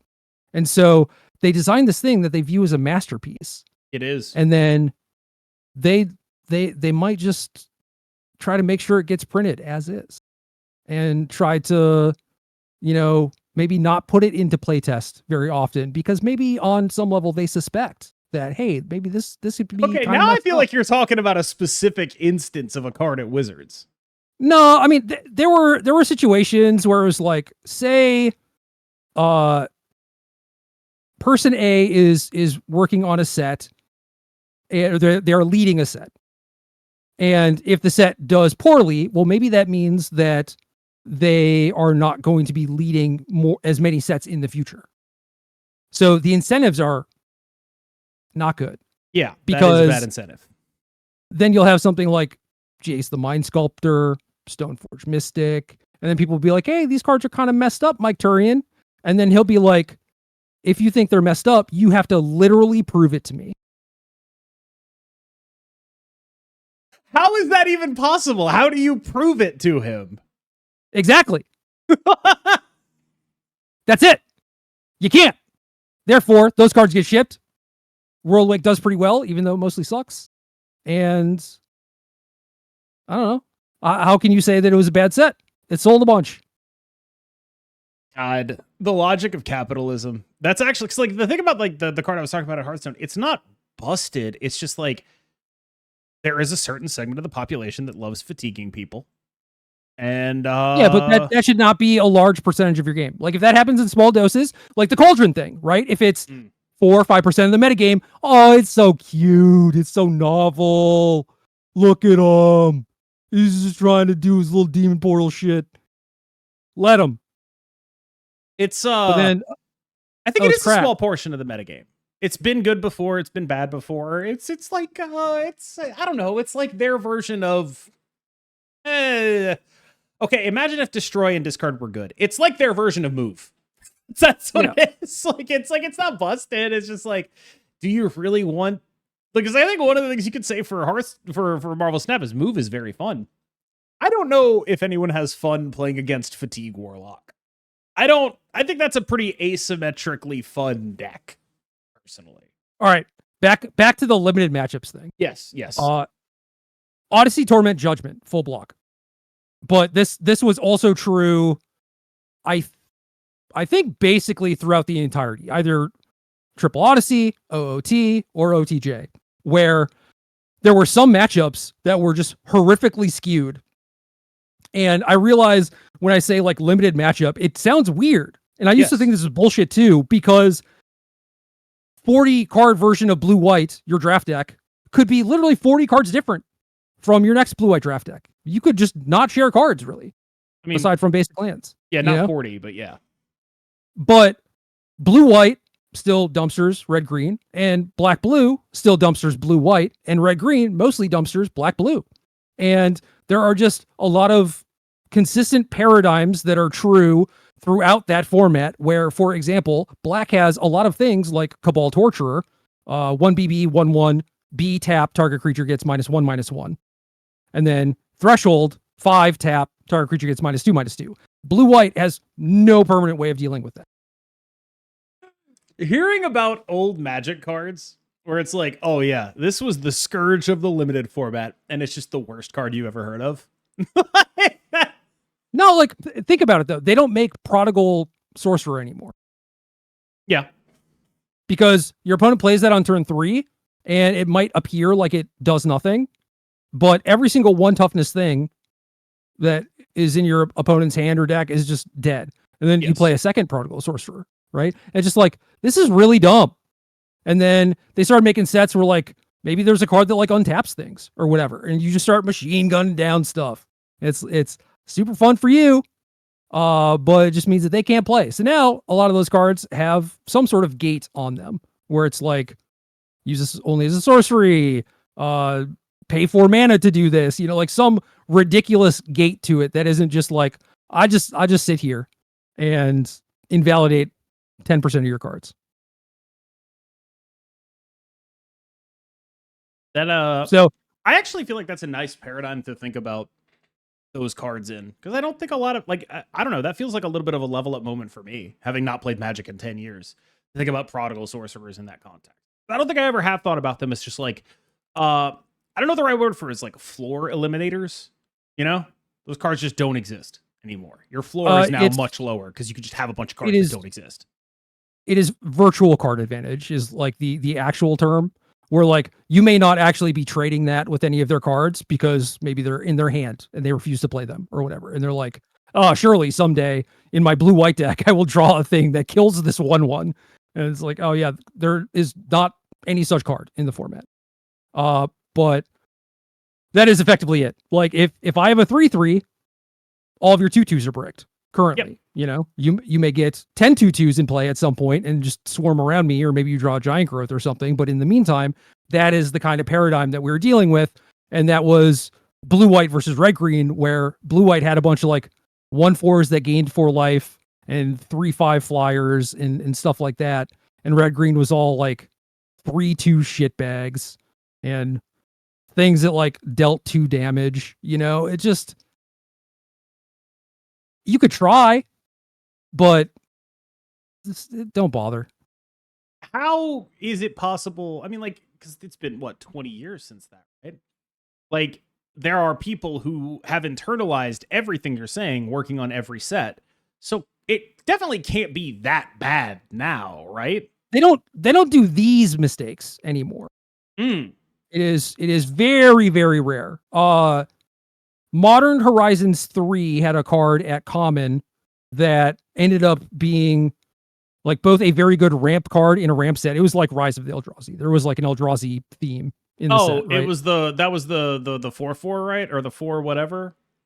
It was a 4 mana 2/3. Oh, but it made dudes 2 spawns, and then whenever you sacked a thing or a spawn died, something like that, it got +1/+1, and it had reach. Yeah, I remember that card. So it was a 4 mana 9/10 that also like ramped you, and the set was such that it's pretty tough to get through that thing. Yeah, what are you gonna do? Bounce it? Okay, they just replay it, make more tokens. Common.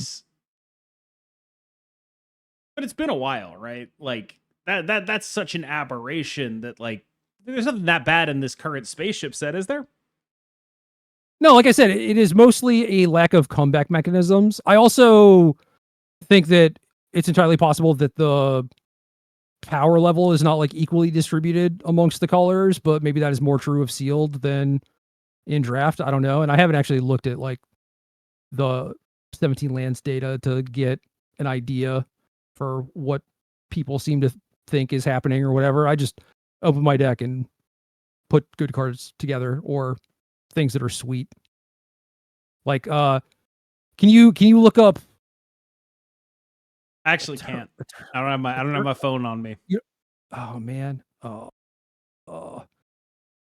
Eternity Staircase or some shit. Eternity Staircase? That's no, like it's an elevator. Eternity Elevator? Eternity Elevator. AI ass Magic the Gathering card there, dude. Dude, it is. You are right. All right, it's 5 mana. Okay. For a legendary artifact spacecraft. What is the spacecraft mechanic? We'll get there. Okay.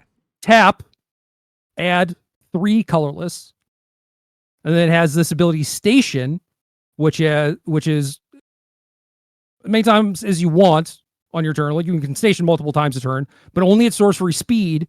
You can tap a creature to put N station counters on it, where N is its power, and then all of them have a thresholded number. Oh, this one, for example, is 20. Yeah, it's big vehicles. Yeah. Okay. So a lot of them, because they just sit there and don't do anything for a while, have like these really big splashy ETBs. And then they kind of just chill until your opponent like finally fires one up, and then they're just like attack you for 7 in the air, because they're all like really fucking big and fly. Yeah, spaceships. So this is 5 mana. It is just an artifact that's chilling, and it taps for 3. It doesn't become a creature, but it has a threshold of 20 or greater. It taps for 1 mana of any color of that amount of station counters on it. Okay, so it taps for 20. Or 30. Okay, sure, yeah. Or 40. Okay. If you just keep stationing, if you have a reason to do that, I don't know. I love this card. I do like how you're like, okay, so here's the thing the format is defined by. You do nothing for a while, and you hit them in the face with a 7/7. I, on the other hand, do nothing for a while, and then make 20 mana with which to do nothing further. I mean, hopefully I'm doing something, but most of the time, yeah, it's do nothing. There are also these lands that ETB tapped. They have the station mechanic, and it's like 12 is the threshold, and then it becomes like a Gaia's Cradle or a Tellurian Academy or whatever. Are those super busted? Because they seem like cool design to me. Like, I don't know. Yeah, this is the opposite of the Kill Jaden thing, where it is cool design and also pretty fucking bad. But like people can't help themselves. They want to do it anyway. Yeah, it's free. I'm not convinced Kill Jaden is good, to be honest with you. But he is the only card that does what he does, and I think that's like enough. Yeah. I mean, it could be just like frustrating play pattern. Yeah. Right? That sort of thing. And I think a lot of the stuff that you're talking about is true of 5/10 Dr. Octopus. Yeah. That guy absolutely rocks. Never bring him back ever. Stop. Get out of the kitchen. Never cook again. One of my snap facts was like, you are 92% win rate when you have Dr. Octopus in your deck or whatever. And I sent that to you and you just laughed at me. That is funny. I'm laughing at you now. 92%. Oh my God. It's the Doc Ock chef. They're calling him Mr. Calamari. It wasn't a massive amount of games, but it wasn't a small number. I mean, I do think that when we did get those stats emails, I ignored every single number, because one thing that I have an econ degree, and I sort of look at data sites in part for a living nowadays. I assumed all the numbers were made up. Yeah, no, one thing I've learned is that I could get them to say basically anything I want. If I wanted to source any claim I made, I could probably find a source for it that looked like it was an actual source. Data is only as good as the person who is interpreting the data. There is no objective truth in that context. And I think that one of the things that comes up a lot is people will be like, you know, here, this deck says something or other on Untapped, right? And then if you like just change a couple filters, like top 50 to top 10% infinite, or 6,000 collection level, or I know the guy playing that deck and he says it sucks. Like, there's always a lot. And what I feel like the value of my content is that I bring that context, right? There were weeks where Move Bounce was on the top of Untapped, and I was like, oh, that looks interesting. Move bounce on the top of untapped. And if I just cited untapped data, I would have said move bounce is the best deck in the game. But I didn't do that because I went and asked Sizer, hey, Sizer, how many games of move bounce have you played this season? How many of these games are yours? And it turned out like 60% of them were Sizer. And if you took his win rate out of it, the deck was really bad. And it's just like there's a bunch of things that happen like that in Marvel Snap, and I am somehow the only person plugged in enough with the motivation to do it that is there to like recontextualize some of these numbers for people, because like that's just not a thing that would occur to a normal person to ask. I think. Right.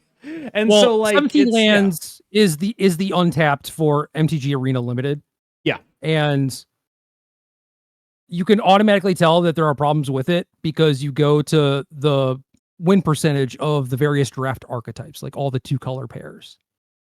Oh, and they all have a 55% or higher win rate. That's the shit. That's my favorite fuck up. It's not even a fuck up though, because it's all opt in. Yep. And it is automatically catering to people who are highly invested, and specifically highly invested limited players, which is also a very rare breed. Yeah. Absolute freaks. Dude, we should do a series on the newly minted Gerry TV where you teach me limited. People would watch that. I mean, I guess this makes a lot more sense now, because when you were watching me play limited, you were saying some things where I'm just like, no, I don't know shit. Yeah. I was just dude, like, I didn't know half the cards you were playing. I was just hanging out. I know that. Yeah. I know that. But you were just like, oh, like, you know, this sort of thing seems bad or whatever. I'm just like, yep. How? No, yeah. When I'm watching you play limited, I'm just like, that's my actual thoughts. I don't know any better than that.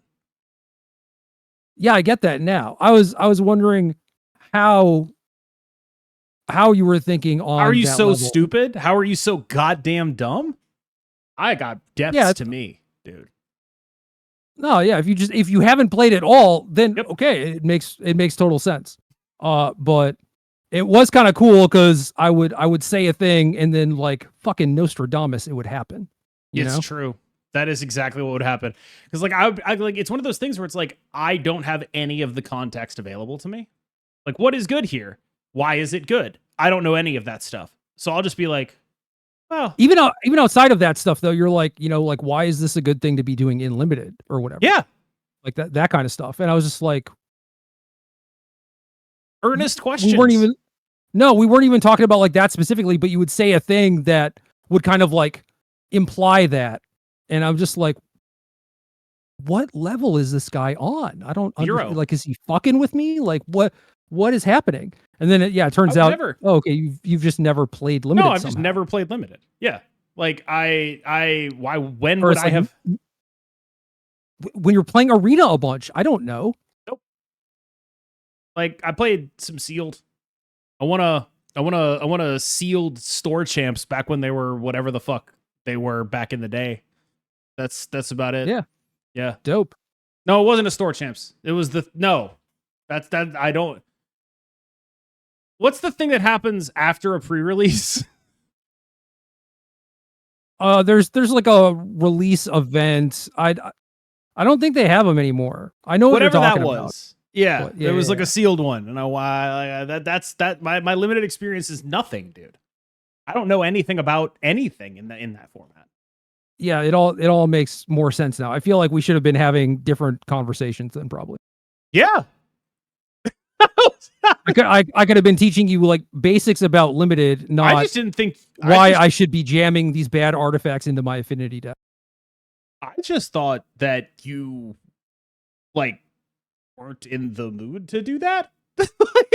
No, you were just like you were addressing like very specific things. You're just like, well, that card's terrible. And it's like, well, it's Dr. Octopus, right? They all have context. Yeah. You know, like and then I would point out like these 5 cards that cared about artifacts, and you're like, okay, yeah, like I get it, but like that card is still bad. Yep. And it's like, yeah, in a vacuum, it is bad. I think that would be because I think one of the big differences between people who are good at something and people who are bad at something is the people who are bad at something see so many more options. Like, there are things that occur to me as possibilities that only occur to me as possibilities because I'm brain dead. Yeah, but my brain is automatically you're filtering them out because but it's like, why would you even think about that stuff? And I think that often means, like, when you're the worst player in a group of players, the role you often take is asking why. I've been the worst player in a group of players before. The role you take to, like, prevent other people from really noticing how fucking stupid you are is asking why. You're like, oh, what's up with this? I don't do that with you because we're friends. I don't feel the need to do that with you. So I just, like, say shit. Yeah, I mean, like, we should be talking about the actual point at hand, though, which is not the minutia of how I built my sealed deck, but, like, you know, how do these games play out? What is the format like? Not Final Fantasy Limited, but, like, sealed deck, you know? Yeah, that's true, actually. But I don't know. It feels like, to be honest with you, that doesn't seem like something that I would ask you to do. I wouldn't. Well, I wouldn't want to take friends' time and make it coach me time. Does that make sense? No, but so we were hanging out and I was answering questions anyway. But the thing that I kept running into was, like, we're not having the right conversations, clearly. Yep. And I think that would just be generally more beneficial. And, like, playing a lot of Limited certainly helped me in Constructed, and Limited translated very well to Hearthstone, actually. And then me playing things like Murloc Paladin translated very well back to Magic as well. And I don't know, like, it does help a lot. I mean, Lord knows, like every Marvel Snap streamer, we're looking for lifeboats off, right? Like, everyone's like, it's time to figure out what other 5 games I can like kind of be good at. It's definitely something that I've noticed. People have asked me to come back to Magic, but everything you ever tell me about the game makes me feel like I shouldn't. Like, there are a lot of people in Magic in various spots. Certainly the Commander sphere, where, like, they have their complaints, right? But, like, they enjoy what it is that they participate in, and I think that is wonderful. And I would not ever want to do anything to disrupt that or take away from them. Very notably, Commander and CEDH, very different. But for example, like, there are people who are chasing the Pro Tour dream much in such a way that I did 20 years ago, right? And I think, like, I see how it was, how it is now, and I'm like, well, now is not much of a carrot, and it seems like there are a lot of disappointing aspects to it. Nathan Stoyer, actually, person who literally has his face on a card. Yeah. He's like, I was talking to him today because I pulled these out. Yeah. Top 8 a bunch of events in a row, won Worlds, fell off like 2 tournaments later, and has not played a Pro Tour since. And it's just like, that sucks. Like, you want to chase that? Really? Yeah, like, it used to be. You don't like it when someone emotes you, you know? Nope. Like, oh, no, I would never play competitively. Are you joking? Are you joking? What would you do then? I would just play like, talking about. Yeah, I'd be like Crokies, but worse and slightly more annoying. I find that hard to believe. I could do it, dude. I could do both of those things with aplomb. More a slight against him than saying anything about you. Sure. But yeah, if you just wanted to mess around and play random constructed decks or whatever, dude, I've been sending deck after deck after deck to 5 to 10 people, probably. Like, I've been doing a lot of work. So if you just want bullshit decks to play, I got you. I gotta figure out how to get the ridiculous hat hookup for MTG Arena, though, because that's the real answer. Is I don't feel like spending $1,000. Well, they should pay me. They don't. I got great news for you. It'll probably only be 500. I know this because I did have to spin up a new account at one point, but they don't listen to me. So I guess the good news is they probably don't listen to this podcast either. So they should hire him. Absolutely. Should. Yeah. I'm hesitant to say that because they may just do the opposite of whatever I say. You should tell them to make good cards instead of bad ones. Duelist of the mind. I don't know. I think honestly, when I look at that, all I see is like, wow, that's a lot of text. There are so many words on that card. Equal to the number of cards you draw this turn. Whenever you commit a crime, you may draw a card. Why does it say this ability triggers only once each turn? Is it because that's a gate? That's a gate that I'm talking about. I realize it's a gate, but it's like, is the reason because like, would you be able to draw infinite? What are crimes? Crime is targeting your opponent, their permanent, or a thing in their graveyard. I think that's it. That actually rocks. Okay, so interacting with me at all is a crime? Yeah. Dude, they're so cool. That's such a, like, we're back on the how this relates to Marvel Snap players. There should be a mechanic where if someone interacts with you, you get to punish them. They need to make the crime card in Marvel Snap. Who would that? It would be Punisher, right? Like, if your opponent interacts with your cards, gain +5 power. I designed new Punisher. I'm sure they have, but have they ever done some sort of arc in Punisher? Because like it seems to me like he goes after the fake, like very not realistic, like villainous characters, right? But like, what about reality, which is most people commit crimes because of poverty, right, and oppression and things of that nature. And like, has Frank Castle ever come head to head in like that sort of situation where he realizes like, oh, this person is only doing this to feed his family? I don't read a lot of Punisher, so I can't speak to that. What I can speak to is something that'll happen every so often is someone will be like, I don't want to play Red Skull because I don't want a Nazi in my deck, right? And I think that's like, you know, a little misguided, but it generally comes to a reasonable. Here's the thing, though. If you're worried about right-wing iconography, the Punisher skull is way more relevant right-wing iconography than Hydra is. Like, perhaps the most relevant, the most culturally, politically relevant piece of iconography to come out of Marvel is the Punisher skull with the thin blue line through it, dude. Like, this... I feel like it is absolutely impossible for me to engage with Punisher as a comic character. I cannot do it. I cannot engage with him as a comic character because he is so clearly a political statement. And it is a political statement of people that do crimes are largely subhuman. That is the thesis of Punisher. And I cannot engage with that in a way that makes me feel good about it.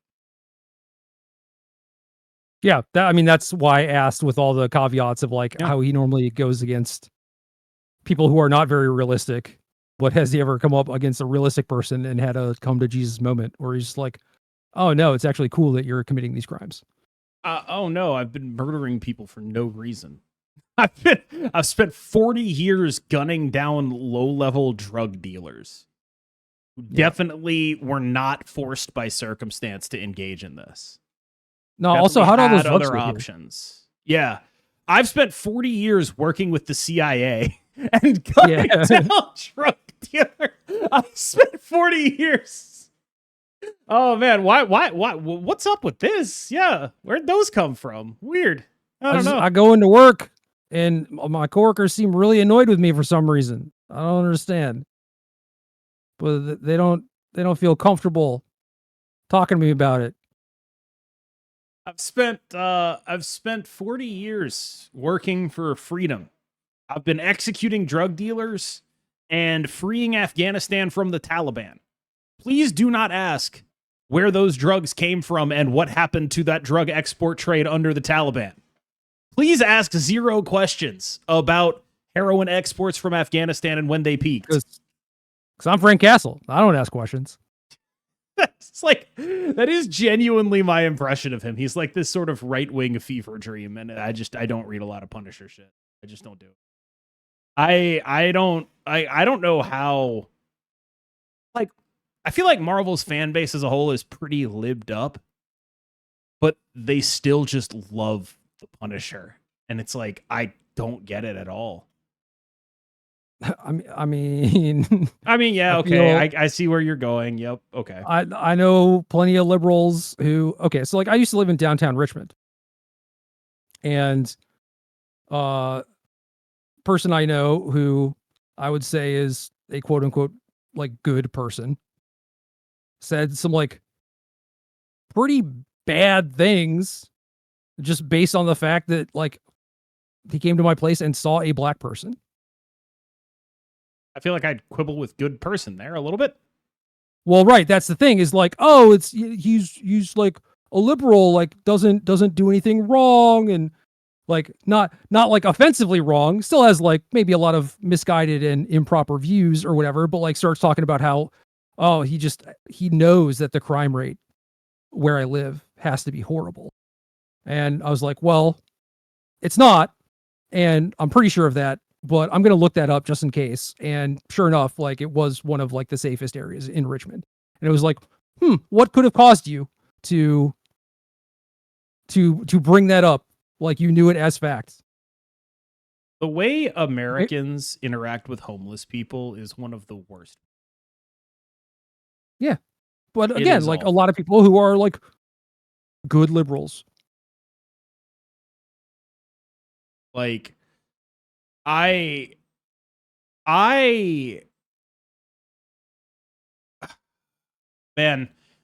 okay, we're getting political. It's 2 hours in. I'm allowed to do it. Gavin Newsom has been doing like, haha, I'm the epic lib trolling Trump on Twitter stuff recently. He's been doing a lot of posts. But when you dig down into Gavin Newsom's policies, one of the really stark moments from his career that sticks out to me is that he personally broke up a homeless encampment for a photo op. Like he went in there in his t-shirt and loaded their shit into a cart and pushed the cart out so he could look like he was tough on homelessness. And there are multiple levels to attack this on. The cynicism, the brazen dipshittery of like, I'm just going a t-shirt and jeans, going to work, I'm like these, like all of it. I mean, this is just all the Frank Castle shit we were just talking about. Yes. It's like, what? Why do you think these folks are unhoused, and what do you think would actually help them? Is it, they just don't want to work? Is that it? I'm just pretty sure that it would be a house. Yeah. I had to guess. I mean, I think if I were unhoused and then you gave me a house, I could no longer be referred to as such.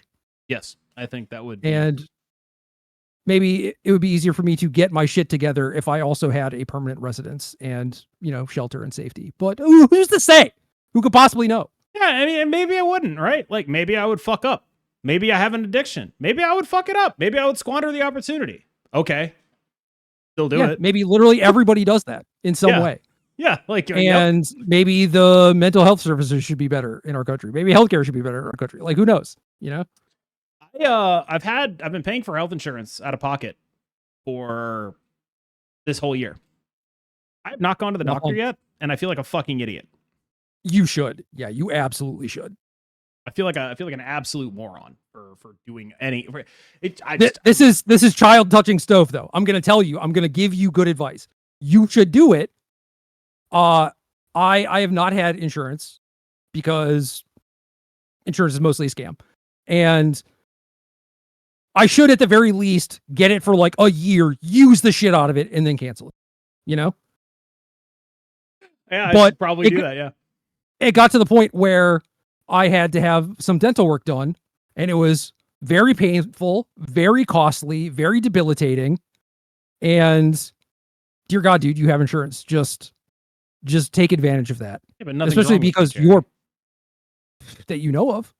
Nothing was wrong with me until I woke up like screaming in pain and being unable to move. And the only time when I would stop crying because I was in so much pain was when I fell asleep somehow. Yeah, but I mean, that's the life you choose playing professional Magic the Gathering. How most people feel when they play that game. Oh. Yeah. Yep. I don't know. They're too bad there's no insurance. Going to an LGS is like pulling teeth sometimes. Am I right? Go to a 13-person store champs. Play against the guy who made the Cauldron deck. That's how I would feel. That's all I gotta tell you. Oh, update on podcast main character Eric Adams. Great, can't wait. Happy that this is happening on my episode. Okay, we don't have to do it. I mean, I think we've kind of wandered over into the politics section, and this, I don't know, this guy is more of like a circus and a clown than a politician, I suppose. But that, I guess, those are kind of. I don't know. All I want to tell you is one of his aides tried to bribe someone with cash inside of a sour cream and onion chip bag. Was it Lay's? No, it was like a different version of sour cream and onion chips, and there's cash inside it, and they gave it to a reporter. No, but the Lay's sour cream and onion ones are the ones that I like. So I'm curious if it was that or if it was like Udi's or something. It was not Lay's. It was a different brand. Yeah. I will say this. It's just like a Pringles box or tube, whatever it is. Are you a Ruffles or traditional chips man? I like traditional, but there are some Ruffles that are just like the cheddar and sour cream is just too good. I can feel myself getting fatter when I eat them. Well, get that checked out. But I do think that I have never had a base chip that wouldn't be better as a Ruffle. That's my take. I think that's reasonable, honestly. I mean, it's like texture compared to nothing, right? Yep. And they're like sturdier too. Like the bottom of the Lay's bag, awful. Do you have any on what, as you so reminded me, was your episode? Is there any other topics you feel the need to touch on? No, just the Cauldron stuff was really interesting to me because I think that we are in a spot where no matter, say they ban something, as you noted, probably Cauldron instead of Vivi, right? There's going to be something else that's going to be a best deck. Within 2 weeks, people are going to be like, this deck is cracked, please ban it. And we are just perpetually living in that state. And I don't know what to do aside from try to return things to how they were, which is like increase incentives, which is to have there be more tournaments, like more big tournaments specifically. Otherwise, like Wizards is just in a bad spot. If like, granted, this is an outlier. This is a best deck that is frustrating. There is no obvious, like it is saying it is like a graveyard combo deck, but you board in graveyard hate and your win percentage goes down against them. You know, it is not obvious what you should do to fight it. And that is a dangerous spot to be in. This is also a deck that can make like 40 mana on turn 3 in standard. Stupid. Obviously an outlier. Vivi, oddly, should have more of a gate on it. 0 once per turn, not good enough. I mean, they've run into that a couple times, right? Nadu's problem was the gate, right? Like just that was twice a turn. Yeah, per creature. It's like, okay, yeah, you tried to put a gate on it. They tried to put a gate on Vivi as well. Not enough. Yeah.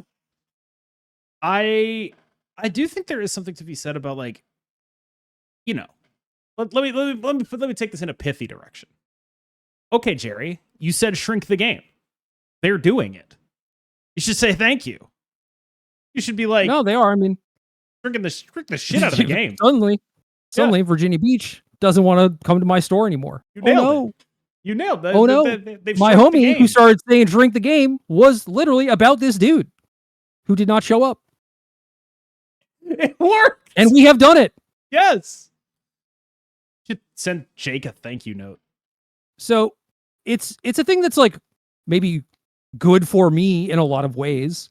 You know, if people are just complainy and like they sit down and you play a blue-red dual land and they're already just like, oh, what should I get for lunch? You know, like their head's not in it. But like, end of day, I do want things to be good for Magic, and I want things to be good for my community and like the people that play it. I want them to be happy. And I think that the way things are, it is just on this trajectory where we're in this endless complaint cycle where whatever is the strongest thing, people are going to complain about it. And there are not enough incentives to get people to try and solve that problem. Instead, they just complain about it endlessly. And there's not enough money in it for people to be like writers and influencers to maybe help solve that problem either. So we're just stuck. I think if Marvel Snap has taught me anything, it's that even if the meta moves fast enough, people will still find it. Like I think you're assuming that a lot of these complaints come from rational spaces and aren't just a thing beats me. No. Oh, trust me. I do not assume that this stuff is rational because it literally happens every single time like clockwork. They're like, ban these cards. And they're like, okay, fine, we banned them. And then they're like, why didn't you ban this too? And they're like, because it's fine. And they're like, no, it's not. And then they're like, okay, fine, we'll ban that too. And they're like, why did you ban this other thing? And it's just like, fucking goddamn it, Billy. Calm the hell down. It's happening with High Voltage right now. They banned Shang-Chi. Oh, they finally banned Shang-Chi. Yeah, well, they didn't ban Juggernaut and Negasonic and Cannonball. Are they fucking stupid? Like, that's how it goes down. Yeah. And it's like, you know, maybe, like, I think there's a coherent argument. It's like, maybe they are fucking stupid. Like, maybe they were like, let's just see what banning Shang-Chi is like if we don't, and leave the other stuff alone just to see what this metagame looks like without Shang-Chi. Maybe it is stupid, though, to agree with the consensus of this is what High Voltage should be and not go whole hog on it. Maybe it is. I don't know. I think there's an argument either way. But I can't tell you how many times I saw almost that exact sentence over and over and over when the High Voltage ban list came out. And it's like, okay, so they did the thing you want, but they didn't do enough of what you want, so you're mad even though they did the thing you want. And then if they did the thing you want now, I'm sure you would find another thing to be upset about. And so it's probably not worth listening to you. That's what we keep getting down to. It's like, yeah, but the problem is that this becomes the discourse to the point where people don't even know whether or not like Cauldron is oppressive or is frustrating to play against or whatever. They just don't show up at all. And they're like, well, people said it sucks, so I'm just not going to engage. If those 20 people showed up, it's a tiny fraction of Cauldron decks, and you're playing against a lot of non-Cauldron things. Like if you all just showed up, you could have all had fun together, you know? Especially on Sunday. Those guys left. Yeah, it's certainly an interesting spot, I think, for any product. Any sort of something I'll get as a streamer is people will be like talking to me like I work for them. Like I had the guy, I told you about the guy who was like, you shouldn't celebrate playing a cannonball. You absolute, like, you're not allowed to celebrate playing a cannonball. It's actually cringe that you celebrated winning that game. You're not a human being. You're just a living shill. You're a billboard. He showed up in my chat and was like, hey, great video today. It was like, don't I recognize you from like shitting all over me? What the fuck? And like one of the things that it was like really striking to me about this is like people, I feel like, may not recognize the impact their words have on other people in some way. Yeah. And I am like, that's just very striking because if you're going to talk to me in that way, I assume I have that lost you probably think it's going to do something. Otherwise, why are you doing it? But like, not even like you think it's going to do something, but like you have a fundamental contempt for my humanity. Like that is the way in which you talk to me. You have contempt for me. You are not a fan. And the idea that like I have people who would call themselves fans, but would talk to me like that. Yeah. I don't understand it. Like it doesn't track to me. And I think that's how a lot of card gamers interface with things.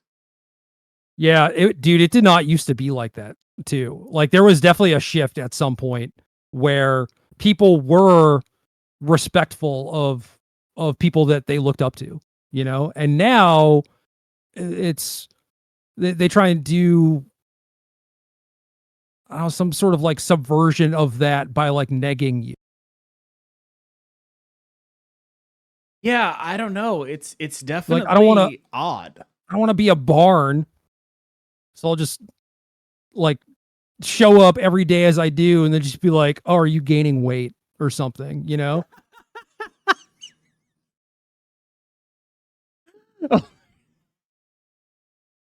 I think there's like a parasocial element where it's like that's how I'll talk to my friends, and it's like so it's okay that someone I don't know talks to me that way.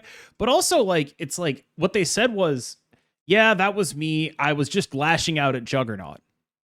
Like, no, man, No, you were lashing out at me. Lashing out at me. Yeah, me. And I'm the person here, dude. That's me. And yeah, it definitely it's you know, slides were bigger when I was a kid. They were more fun too. Yeah. I don't think this is sustainable. If like regardless of what is happening, it's like, okay, we're in 3 months of standard season and people are just like, when are they going to ban stuff?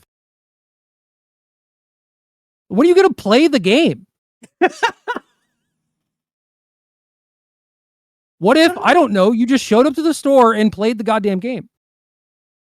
But Gerry, it sucks. I read on the internet that it sucks. Why would I do something that sucks?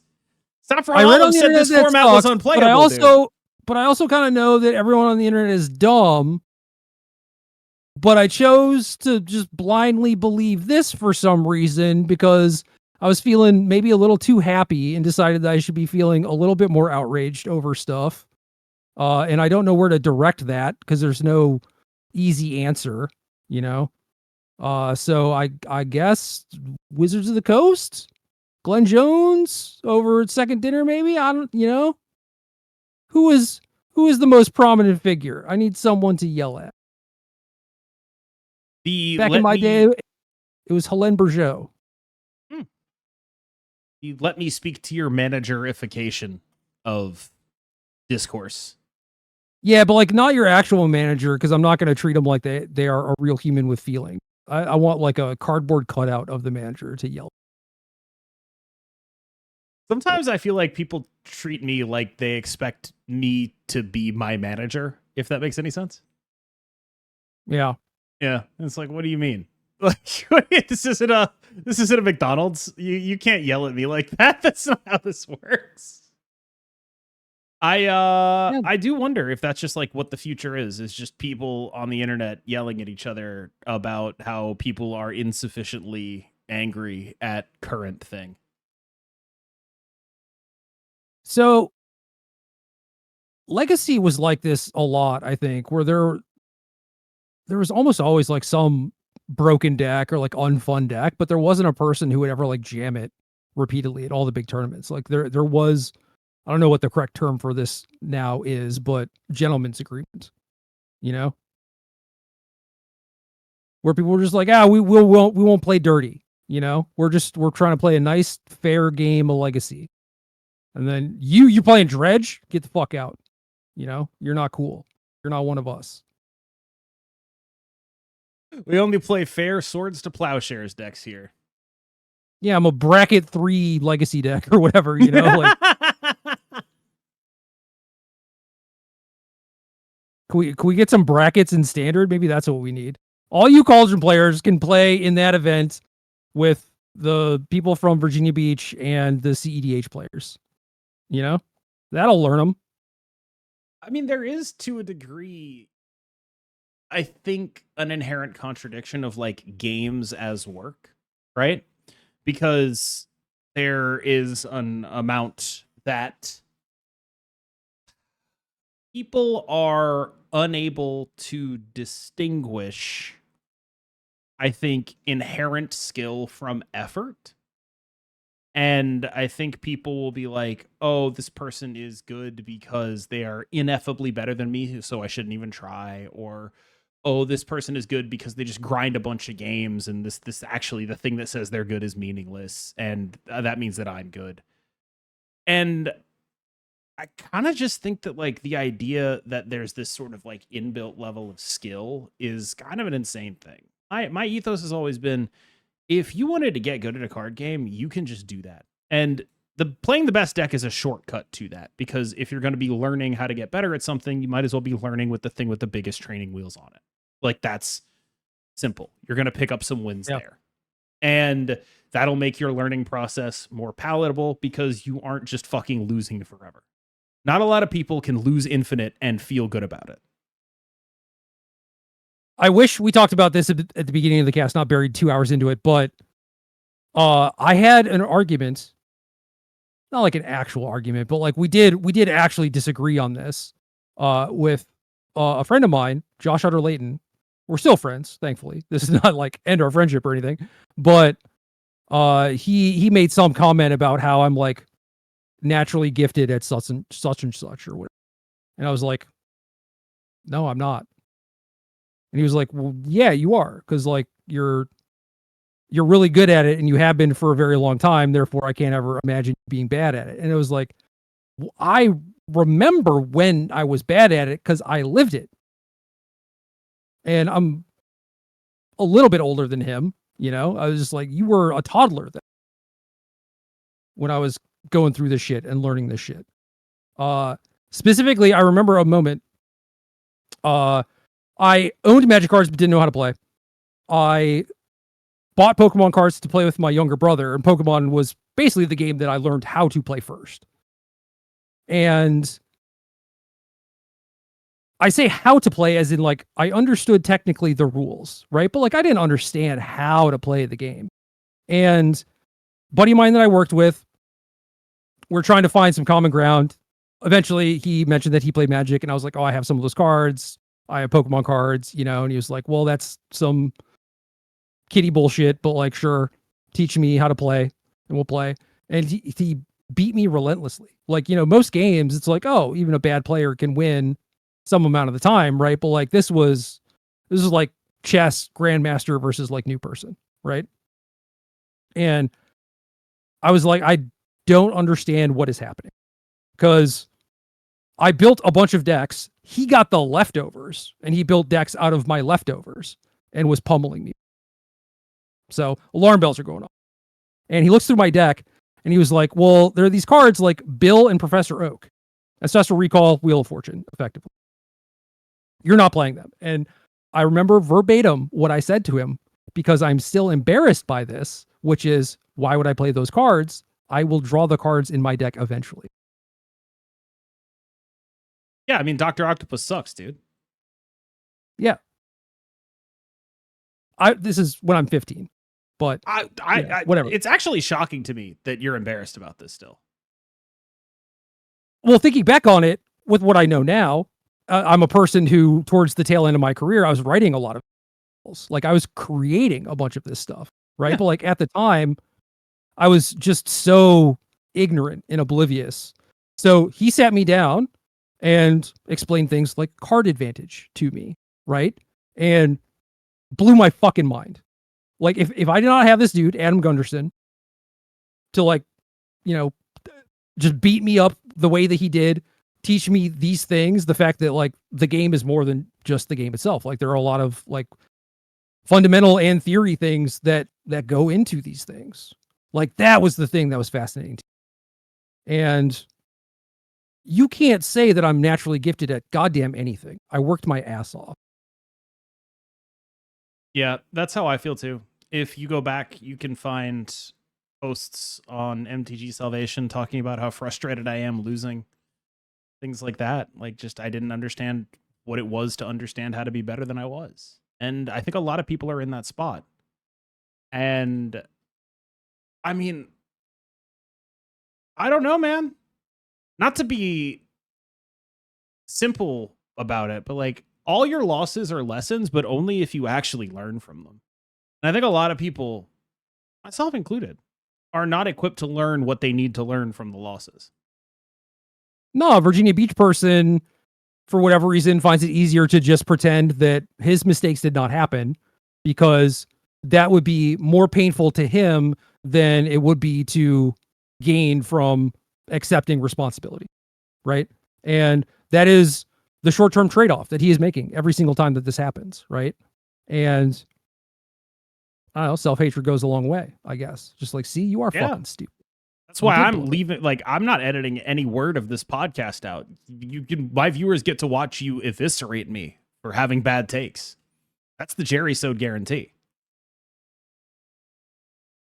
Trust me, dude. I did not eviscerate you. Like, I have eviscerated people while playing matches of Magic verbally, and there is one of two things that happens. One is if you have a slight amount of armor built up, you are able to stay at the table, take the barrages, and you don't ever feel this urge to like get up and leave. But then once the match is done, you are out of the building first thing, and you're taking some laps. You're thinking about your life. The other one is you don't have that armor, and you just want to get up and out of there as quickly as possible, because this is the most uncomfortable shit that you've ever had to sit through in your entire life. What scenarios in which this skill set was required have you encountered? I can think of two. I will tell you off the cast. Damn it! I was like, this is about to be primo shit. No, I mean, you're a scary dude. In terms of like perceiving... I'm a mean dude too. Yeah. Like in terms of perceiving my faults, I don't like it. I'm not saying you've read me for filth during this episode, but I definitely have like a what's the word? There's a feeling that you get of like warmth in your like neck and head area, just a general state of embarrassment. And it's happened multiple times this episode. We're just like, yeah, man, you got my ass. I'm wrong. I'm sorry. I'm not trying to do that. No, not trying to make you feel away. No, like I was wrong, and I had like shame as a teacher, right? Like Bring back shame. I was in fact brushing past the part where I learned the lesson about Dr. Octopus, right? I was. And that's because it was easier on my ego to not talk about that part. Even though, it's not like it was something I was unaware of. It was something I was very aware of. But sort of pulling that layer aside, it can be a feeling of embarrassment in the short term, because the very act of feeling like I needed to elide that is that. But largely, it just helps me figure out what is and is not actually important. It struck me as a thing that was maybe just a thing that you did not think about at all. Like, it's like, oh, this is not important. It has just been discarded or whatever. And that is completely understandable. And certainly, like, my Marvel Snap decks very, very rarely are things that are like fine-tuned, like well-crafted works of art. Normally it's just like there's something here that is good, and in Magic it would be my job to refine that. But it's not in Snap. Yeah, like I am the guy that's like, when are they going to ban Cauldron? Because like I don't want to put in the work to do it. Yeah, I will say this. It is... Sorry, if I'm showing you like a bad Doc Ock deck and trying to explain to you like why Doc Ock is good, I understand why you'd just be like, this is maybe not the best teaching tool. Sure. It's not really showcasing. Right. I do think though, like as someone who has a pretty copious amount of, I wouldn't say self-hatred, I'm okay with myself, but let's say extreme awareness of a lot of the things I do wrong, I get this feeling a lot. Not to put too fine a point on it, I'm Jewish. There's a reason people talk about Jewish guilt, right? Like, this is not a foreign feeling to me. If anything, I would say it is the single feeling that is the most common to me throughout my life. Sure. I have noticed some amount of thing that I did wrong, and thus I feel bad about it. That's pretty much the way in which I operate. So I don't mean to bring this up in the context of like oh, you made me feel bad. I feel like I feel this way. Like, I would say probably 20% of the time I'm live on stream, I feel that way. Like, it's not like a particularly relevant thing. It is something that I consider necessary for growth, but perhaps overdeveloped in my case. Well, I don't feel like you need to be broadcasting that to strangers, like that growth. I don't care. Like that is well, I know that you say that you don't, and it is nice that you're able to like do it and make money, and it's like a learning experience for everyone or whatever. But like for me, I would rather die than like stream a game that I am bad at, Yeah, I mean, I don't know. I think it's just such a constant companion is like shame and embarrassment and fucking up that I mean, like I guess if I didn't do everything that made me feel stupid, I wouldn't do anything, Yeah. So I feel the shame and embarrassment, but it's different when like it is only me being aware that it's even happening versus like, yeah. Oh, well, now I'm in a room and we all are like pointing out the fact that I'm feeling shame and embarrassment. Like those are two very different things to me. So like if I'm streaming Magic and I make a mistake, I know that probably no one notices, and I feel badly about it or whatever, feel the way that I do, but because I'm operating at like such a high level and it is such a small mistake in most instances, they don't even notice, then it's fine. Like it's like it didn't even happen. You wouldn't point it out? It depends on the thing, because a lot of the times it is so nuanced that like it would just be me being like, okay, sit down class. We're going to have 2 hours here to have me explain to you like why this is actually a mistake and it cost me 0.003% equity or whatever. I just say, oh, I did that wrong. I fucked it. Like that's something I say a lot. That's not helpful. That's like, that is you pointing out your thing. Yeah. Which is maybe a defense mechanism for like you do it before someone else does it. No, in a lot of cases, the reason I bring that up isn't because it's because I don't view my role is to be instructive, or at least not purely instructive. When I say, oops, I should have done something else, I fucked it, that's because that's the thing that I think. Like there's not really like a like thought happens here, thought comes out here when I'm streaming, right? Yeah, like to me, I was very much in the teacher role. I can try to be as entertaining as possible, as entertaining as I am capable of being, while also doing the instructive thing. But I'm also teaching to a very specific audience where, like, when we were having the conversations about Seal Deck, where it's like how this fits in with every other little piece in my artifact Seal Deck, when we should be talking about like how many lands should you, 17. That's the name of the website, dude. Come on. Yeah, and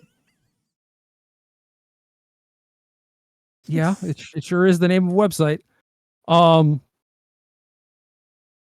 If I'm like, oh, I made a mistake and like here's why it is a mistake, I'm inevitably going to skip over some part of the logic tree there. Yes. To where they're going to hear me, it's going to maybe make sense, and then they're going to be in like kind of a similar scenario and then not want to do the same thing I did because I said it was a mistake, but they're not recognizing that like these three factors are not present. So like if they do it is actually good, maybe for XYZ. It's just like I am very cognizant of trying to teach people things that are actionable and grokkable and actually relevant to them. Like if I want to sit down with people who are on my Pro Tour testing team and talk about the minutia, then we can do that. But like that is not a thing for me to do on stream. I sort of think that it's you're adding rules onto a job that aren't part of the job, right? Where what you're doing here is saying I want to be good at my job though. But your job is to provide an insight into what it's like to be you. Your job is not No. to customize your teaching to each individual person in the chat, because each individual person will interface with you in a different way. Your job is to provide an insight into what you are thinking about. And if they want to take that and do the wrong thing, that's not on you. Your job is to give people who are on the right track another stepping stone along the way. And someone who is not on the right track, misunderstanding the situation, is not something you need to take on. Things are more parasocial now, to where I think giving people an insight like into me or whatever, you know, like how I think or my personality, like my ethos. I think that those things are more relevant now. Yeah, exactly. This bullshit. I think that those things are more relevant now, whereas before I was just a guy that played PTQs with the rest of these people. You know, again, this was before a lot of my big success. So I did seem more approachable then. Especially, dude, after the world stuff, people treated me way too differently, and I fucking hate it. Go into, actually, like, genuinely, can you talk a little bit more about that? I mean, I can. What do you want me to talk about? I did it. It didn't do anything. I'd do it again. I mean, like, I don't know. I can't see. I'm not going to see like your perspective is different, but I don't know that I treated you any differently before and after. And no, but that's because you're a normal person. I don't know. I just like, but like, what do you mean? What changed in the way people interacted with you that I was put more on a pedestal? I became more unreachable because one of the reasons I did it is the same as the reason for me doing like a bunch of like charity auctions. Like I won Pro Tour in Nashville in 2016, went home, first thing I did was set up an auction with my PT merch, like including the trophy, the deck I played, all this stuff, right? And I did this under the hopes that more people would do this because we as public figures, like we have a platform, we have these things that are meaningful to people as like memorabilia or whatever, you know?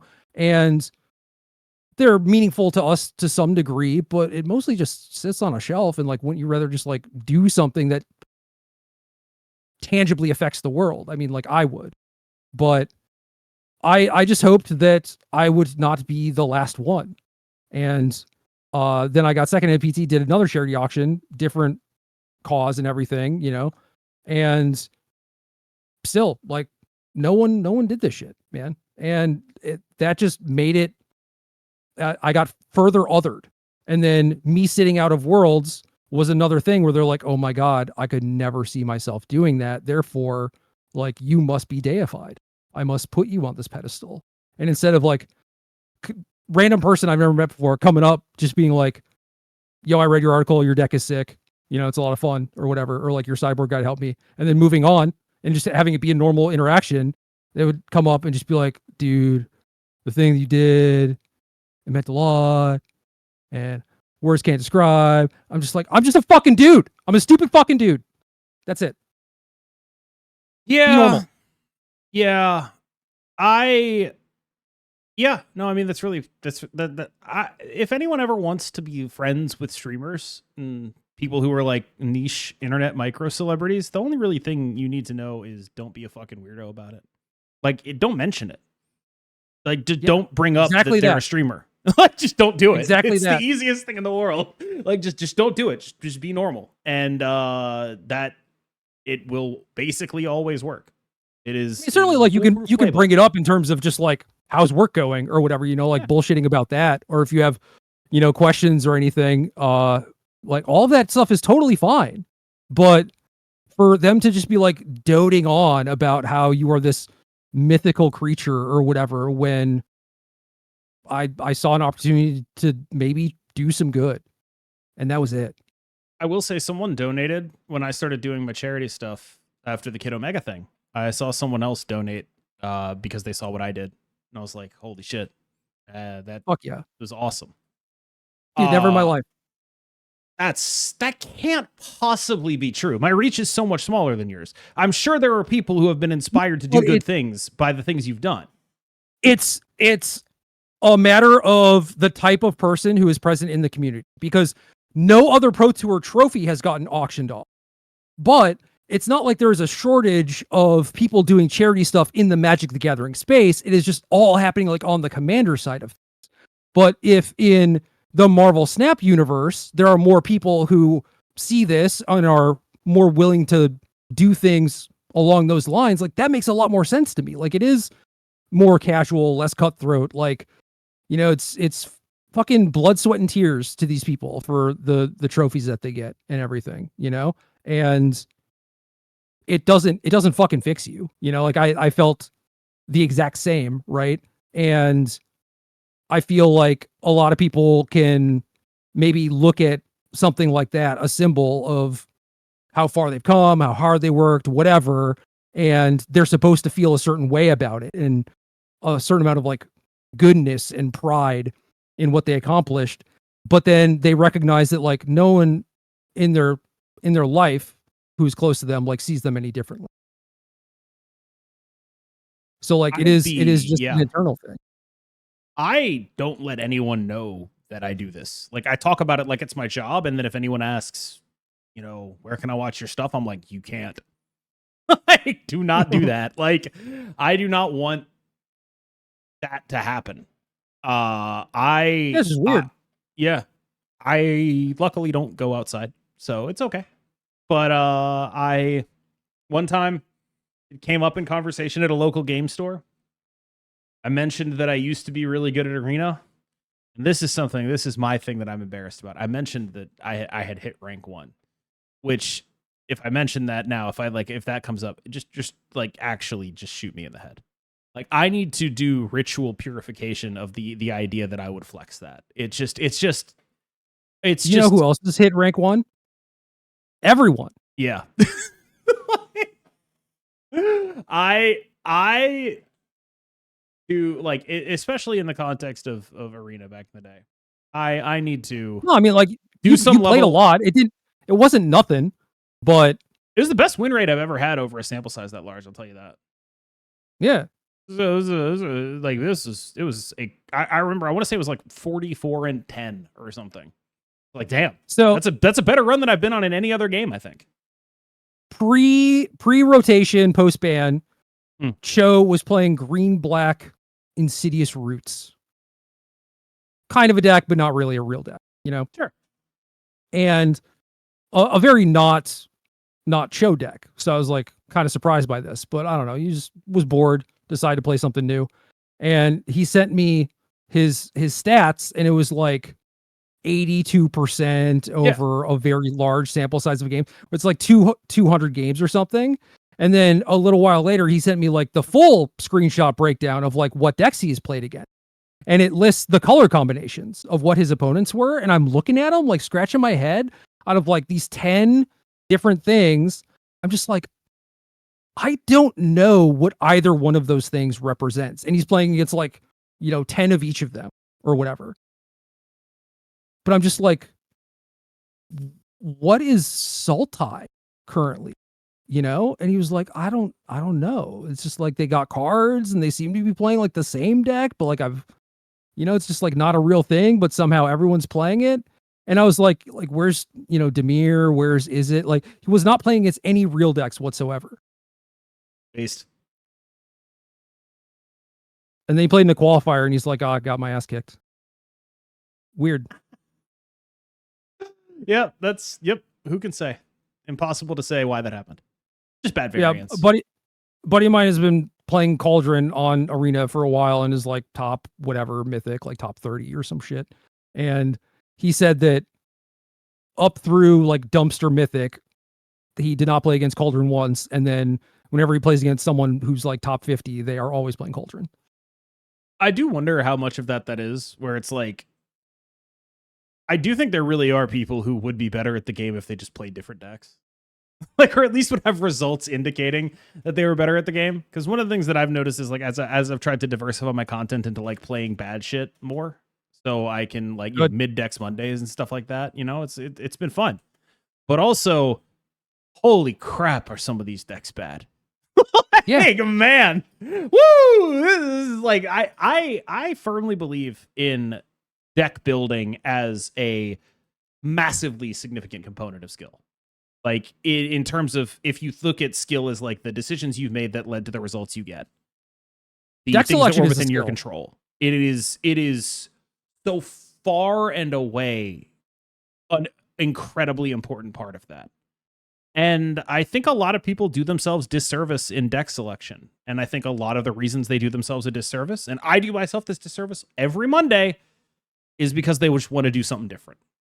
Just want to do something different, you know? I mean, it's the juxtaposition of trying to be like a content creator while also maintaining a high win rate. You know, it's like you can't necessarily do both. Played 4 games of Firehair, drew all my 4 drops all 4 games, no 2s, immediately deleted the deck. Like, yeah. Yep. Yeah, been there.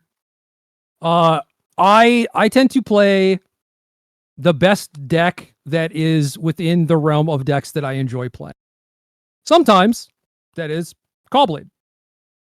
Other times it is unplayable garbage pile because all the stuff that is top tier, you know, it'd be like if it was like, I don't know, Arshem and Hella and whatever. I'm just like, I'm thinking of a specific example here. The modern PT that was won by Tron, I believe. You took blue-white control to, and it's like, yep. I've never played blue-white control in modern. I played humans. I lost the blue-white control. This is the Hogak Hogak PC. That's what it was. I know you took blue-white something, right? I was playing humans. No, it was $5 humans though.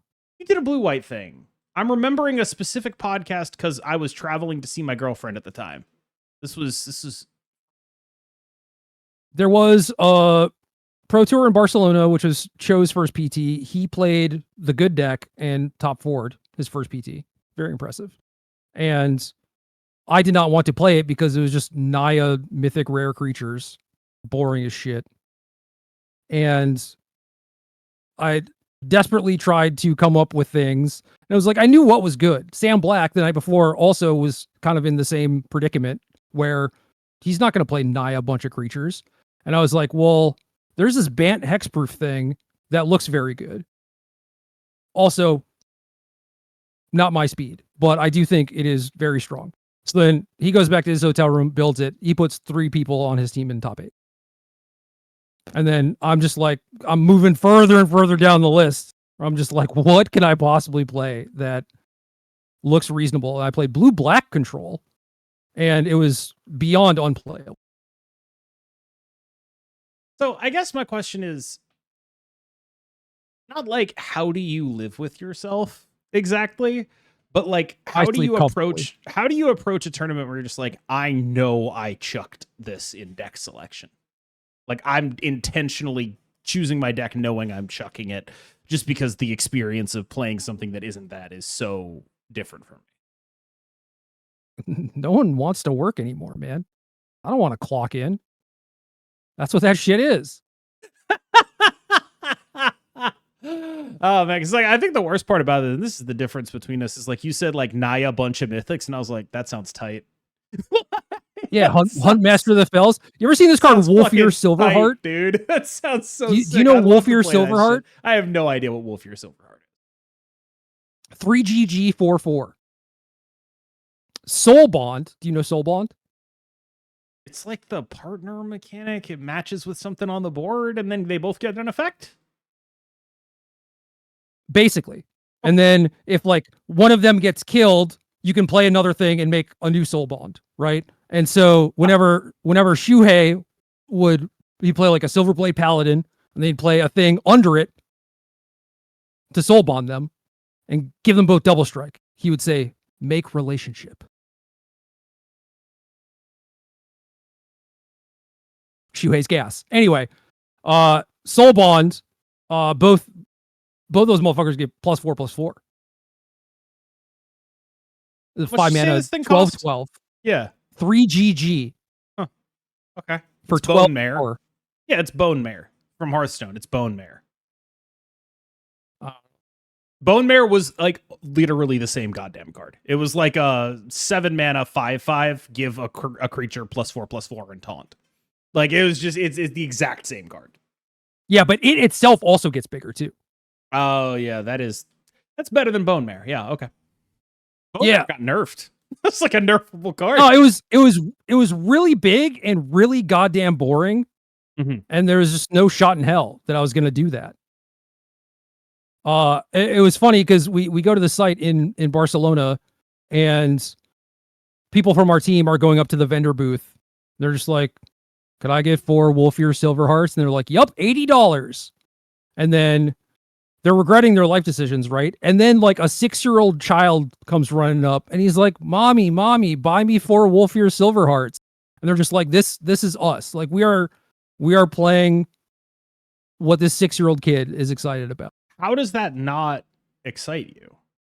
Like, I think that's the thing is like, I am a Timmy at heart. If you tell me I can play like some big dumb idiots and also that it's good, if you tell me like my deck from when I was 6 years old is good, oh my God, dude. Like that's an upside to me. That sounds amazing.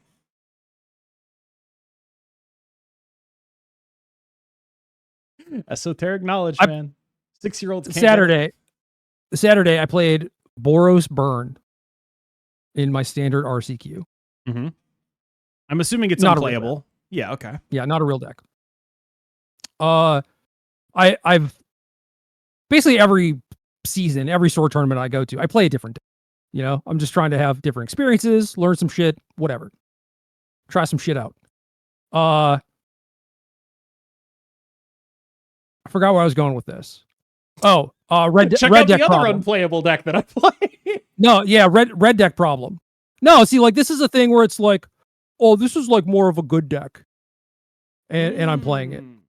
You know, okay. It's outside my wheelhouse. Games I lost. I'm stuck on 2 land. I have a 3-drop in my hand. The 3-drop is the best card in the matchup.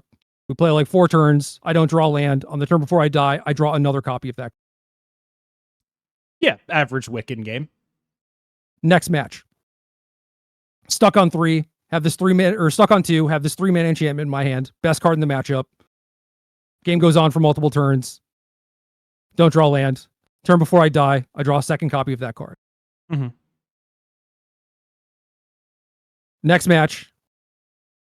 Have this cat that when it comes into play, it deals them like 80,000 damage, and they can't gain life anymore. Seems busted. It costs 4. I'm stuck on 3.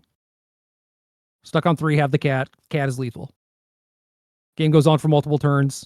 Don't draw land. Turn before I die. Draw another fucking cat. So, and that is what I envisioned happening with fucking Wolfear Silverheart. Stuck on 4, 2 Silverhearts in hand. Draw another goddamn Silverheart. What would you say you learned from those games? I actually learned a lot. Huh. See, I think that's a really important. Hold on, can I soapbox for 2 seconds? No, good. That's really important because I think most people would only get as far as I fucking drew like shit. Like they would only tell the first part of the story and then wouldn't ask what did you learn, and then if you come away from that experience learning a bunch from that, yeah. You want to hear the cool part? The cool part wasn't you getting absolutely shit canned by the shuffler. I mean, that's like the punchline, right? That's the Alanis Morissette version of irony or whatever. But like, what actually happened? No, where like she doesn't understand the meaning of the word. Okay. You know, and you're just kind of missing the point. Like 10,000 spoons when all you need is a knife. That's not actually what ironic is. Yeah. Okay. All right. Right. Yeah. Exactly. It's just like it's kind of like haha funny or whatever. But for example, red cards are strong. They banned 2 of them. And then another strong one rotated out. The remaining red cards are still strong. It is just there are gaps to fill, and you need to find clever ways to do that. And one of the ways that people have been trying to do it is just like play 20 lava spikes and throw everything out the window for what this red deck was doing before in terms of like it actually secretly being a mid-range deck and being a very good one. And just being a very shitty burn deck and trying to play like the modern burn deck. What I found out was that against decks like blue-black, I can stop them from getting traction in the early game, like the first 5 or 6 turns, as long as I keep like their board relatively clear, because they're playing super defensively. Because I'm a burn deck, I'm a scary aggro deck, right? I gotta make sure to mulligan aggressively and like kill all their stuff. I'm not worried about presenting a clock. I just have to preserve my life total, right? Perfect. I have this enchantment that I talked about before that is basically you start drawing 3 cards a turn. It's really dumb. And then there's also a land that effectively starts drawing you an extra card a turn. So they're successfully implementing their plan of slowing me down, but all I want to do truly is slow them down. Yeah, it's experimental frenzy. Yeah, it's slower, worse experimental frenzy, but it is exactly that same style of red deck. And I played the frenzy deck in a pro tour because that's a game plan that I'm fine enacting, you know? I did poorly, but basically I learned that I need to change, I would say at least like 6 cards in my deck. And there are other matchups where in theory this could work if I had the right tools that could line up with their threats, which may or may not exist. I don't know. I haven't really done the work to look and figure that out because I'm probably not going to play this deck ever. But if I had like some opera love songs, just like this red little card filterer thing, that would have helped a lot. There are plenty of these. Could splash Questing Druid, could play Grab the Prize, could play an extra land. I had a 21st land side when I slowed down and brought in some of the bigger cards, you know, pretty standard stuff. But what my game plan was good. It could have been much better. And I think that give me, you know, 2 tournaments or whatever, and I would be able to have a thing where I would just dominate them in the matchup and they would have no idea why. Yeah. The experimental frenzy decks were always like the way in which you approached that mirror was pretty fascinating to me back in the day, because my approach to it was to try to go under and just say, what if I'm not an experimental frenzy deck anymore? What if I am just purely going for power, right? And that was the approach that I net decked, to be clear. But it worked. And then there was the other approach, which was what if we, you know, got more impactful, the 21st land, that kind of stuff, right? Like what if we got more impact spells in there? And I kind of feel like the power of those engines in a deck like mono red is such a departure from how things used to be when you think of what a mono red deck is. It's just a very different. There's no tightrope walking anymore. You know what I mean? Like it's not. It is. It's a much different rope. Yeah, maybe that's the way to phrase it, right? And I describe them as mid range, and they are very much that, because your creatures aren't Tarmogoyf, where it's like, oh, this kind of does double duty as a removal spell because it also blocks a lot of things effectively. Like you don't have that aspect going, but hopefully you're getting some other sort of value from your cards. The way to do that is just like tie up your opponent's mana. Just distract them for a little bit because they think that this is a thing that matters. And then you get the time to hopefully set up your better end game. But you have to have a way to mostly have inevitability. And if you don't have the ways to actually kill their threats effectively, you know, you have to spend like 2 cards in every 4 toughness creature or whatever. It's not going to work out for you. But I was like, oh yeah, like there's something here. Like I could probably change a lot of stuff and like make this into a reasonable deck. And then I did start working on other red decks because there were a couple other on the docket that I wanted to try, and I sort of like them better and implemented a lot of that stuff and that theory into it. I think that the ways in which, like, what's that Chapin article? Information cascades. Yep. That kind of stuff, I think, is the thing you're bemoaning the loss of, right? Like what? Sort of, but not really, because it is still happening. It is just in terms of people complaining that Cauldron makes standard unplayable. Like, that is definitely an information cascades happening in action, right? The problem is that there is not a person at the top of the trickle down who is like, oh, this is how you solve the Cauldron problem. This is the deck that beats Cauldron while also being reasonable against everything else. Like, there are no incentives for that person to actually exist. Yeah, someone was yelling at me on my most recent video in multiple comments like, KM, why aren't you making a video about how to beat this deck? Why aren't any content creators talking about how to beat this deck? Why aren't they doing it? And it's like, well, because I just made the video on the deck. Like, what do you want me to do? Like, it's good, and I just figured out it's good, but it takes a while for people to actually start playing it, and then maybe that will be the time for me to figure out how to beat them. I do how to beat this videos only when something is like, well, I mean, VV Cauldron level, right? Like, that's when it comes up. Like, how do we beat Thanos? How do we beat Invisible Woman? When it's like something is like very clearly like, oh, okay, that's the thing. Let's talk about how to beat it. That kind of stuff is when it comes up. And you know that is the in-demand stuff, and that is the stuff that people will click on. Therefore, you are incentivized to actually do the work, figure that out, make that video. Ain't no one paying me anymore. Fuck them. We gotta crowdfund you a website. You know what I mean? Like, just like set up like a really terrible JavaScript website that just sucks really badly and has a bunch of terrible ads, but the ads pay you.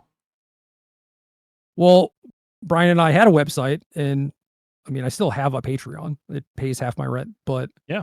I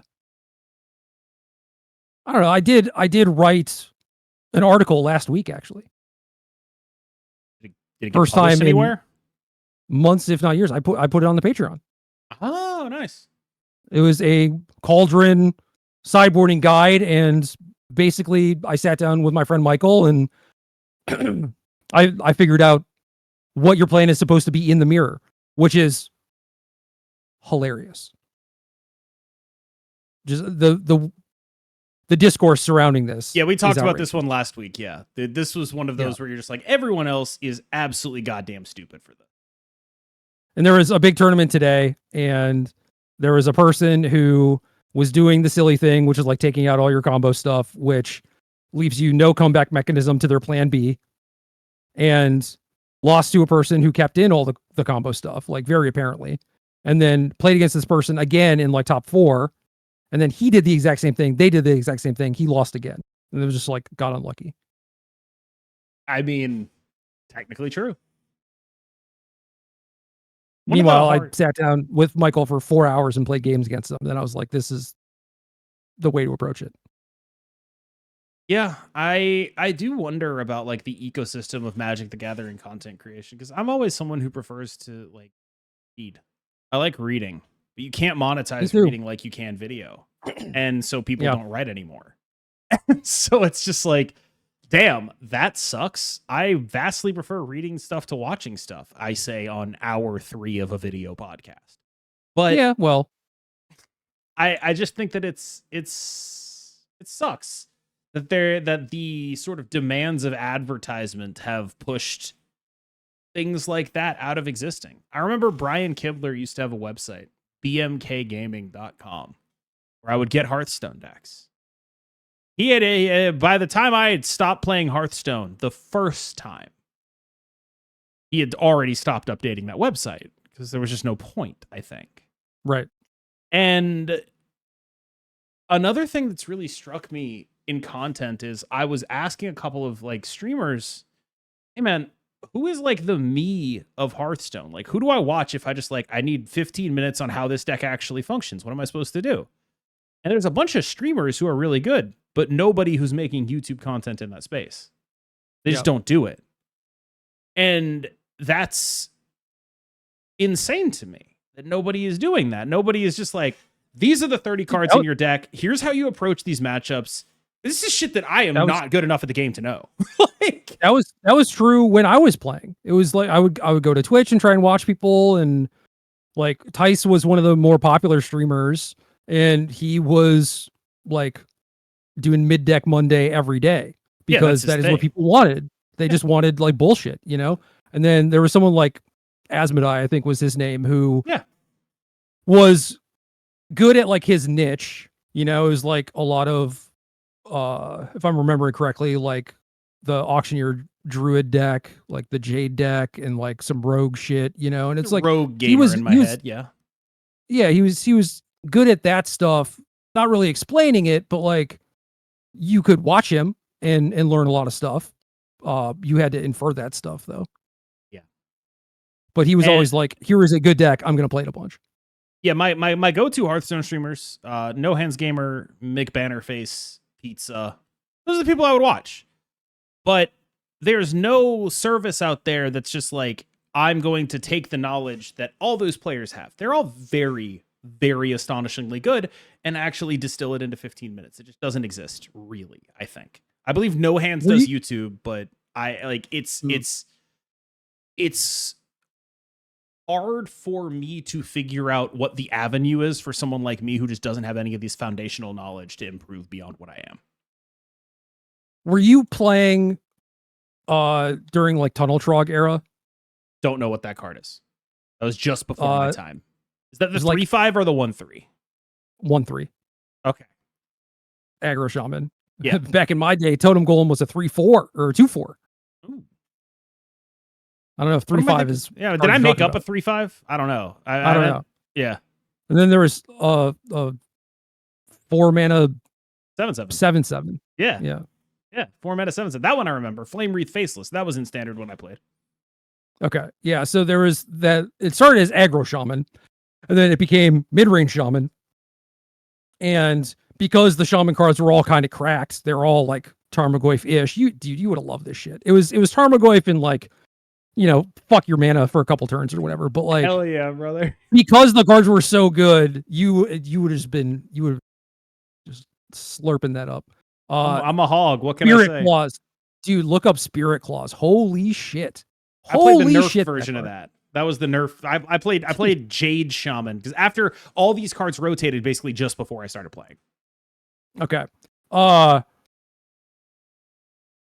started playing the normal mid-range shaman deck, and Control Warrior was, I think, supposed to be like a pretty tough matchup, but I got it to a spot where I understood how the games were going to play out, and I needed to try to figure out like some way to fuck them over effectively, like create a board state where there's a turn where I know that they're going to be choked on mana effectively.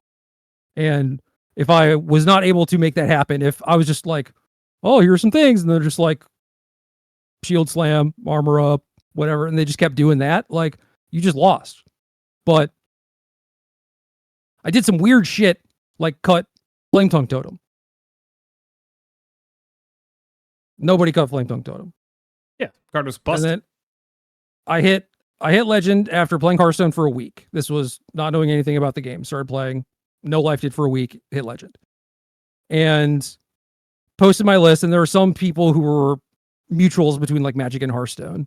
R-Hat being one of them. I think like Blister Guy was probably another one where they're like, interesting list. Like, for a second, I thought you were going to try to do his accent. No, God, no. Like, care to explain how, you know, you arrived at these choices or whatever, because Doc Ock sucks, it's not like Gerry. I'm missing a legendary or whatever. It's like a basic card, Flame Tongue Totem. And yeah, people thought it was the best card in the deck. And I thought it was unplayable specifically against Warrior. And the deck was so good that you didn't like need it against anyone. It's expendable. It was just frequently one of my worst cards. And in order to explain to you like why the deck is the way it is, I would have to explain to you why I'm playing every single turn and how Flame Tongue Totem does not fit into that. It dies to Brawl or whatever the whooshy kill him up spell is. Whirlwind. I thought there was like a bigger one. Yeah, I don't know. There probably was. I don't remember, dude. This is before my time. Yeah.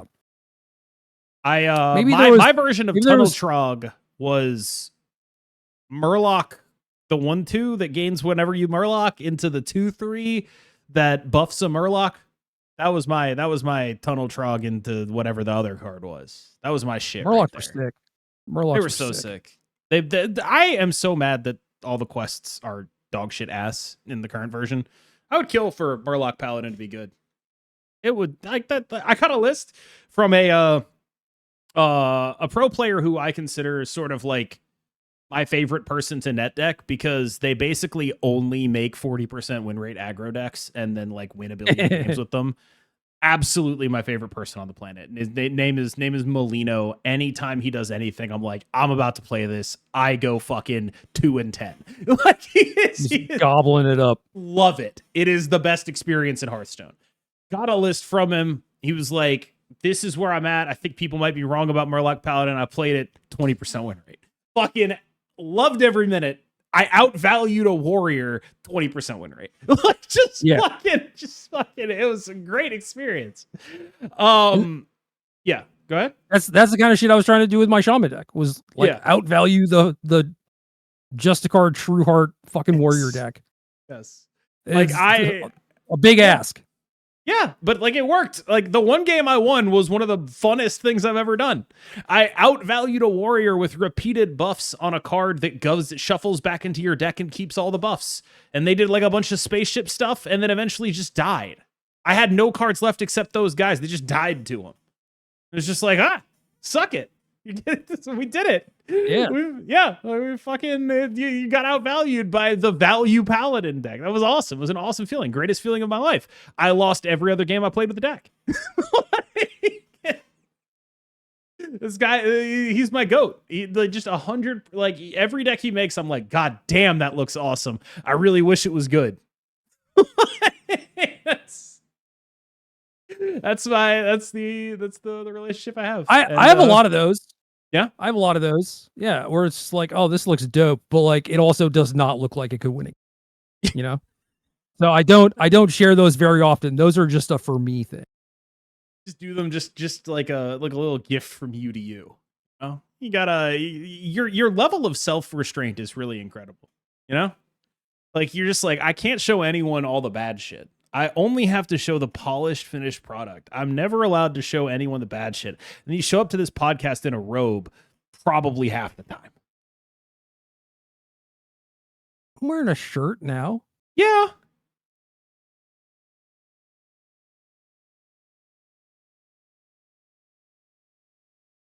It's just, I don't know, man. I feel like you should be more open with your weird shit.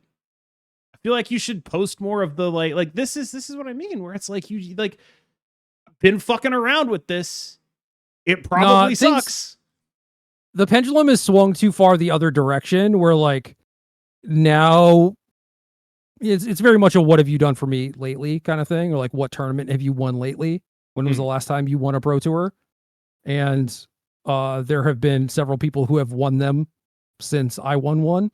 Yeah. And so I am useless. I am beyond useless to people.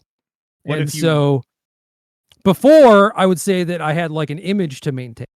I wanted people to consider me the source to go to for up-to-date things, right? And now I'm so far in the dumpster that I can't further perpetuate that.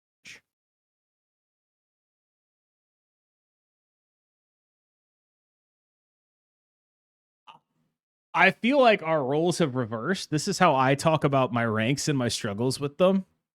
But you're me. You're like, I can't. Yeah, but yours is made up and mine is real. Is that? I see. Interesting. That's a pretty normal and real thing to say, right? What an interesting dichotomy between the two things that we are both driving ourselves insane about that are almost certainly harmful to us. No, I think that there's just a lot of stuff going on where it's like it's a new generation of Magic players too. And it seems like Zoomers do not want to fuck with me whatsoever. I just feel like far be it from me to be like, I'm the expert on the Zoomer mindset. I don't know shit.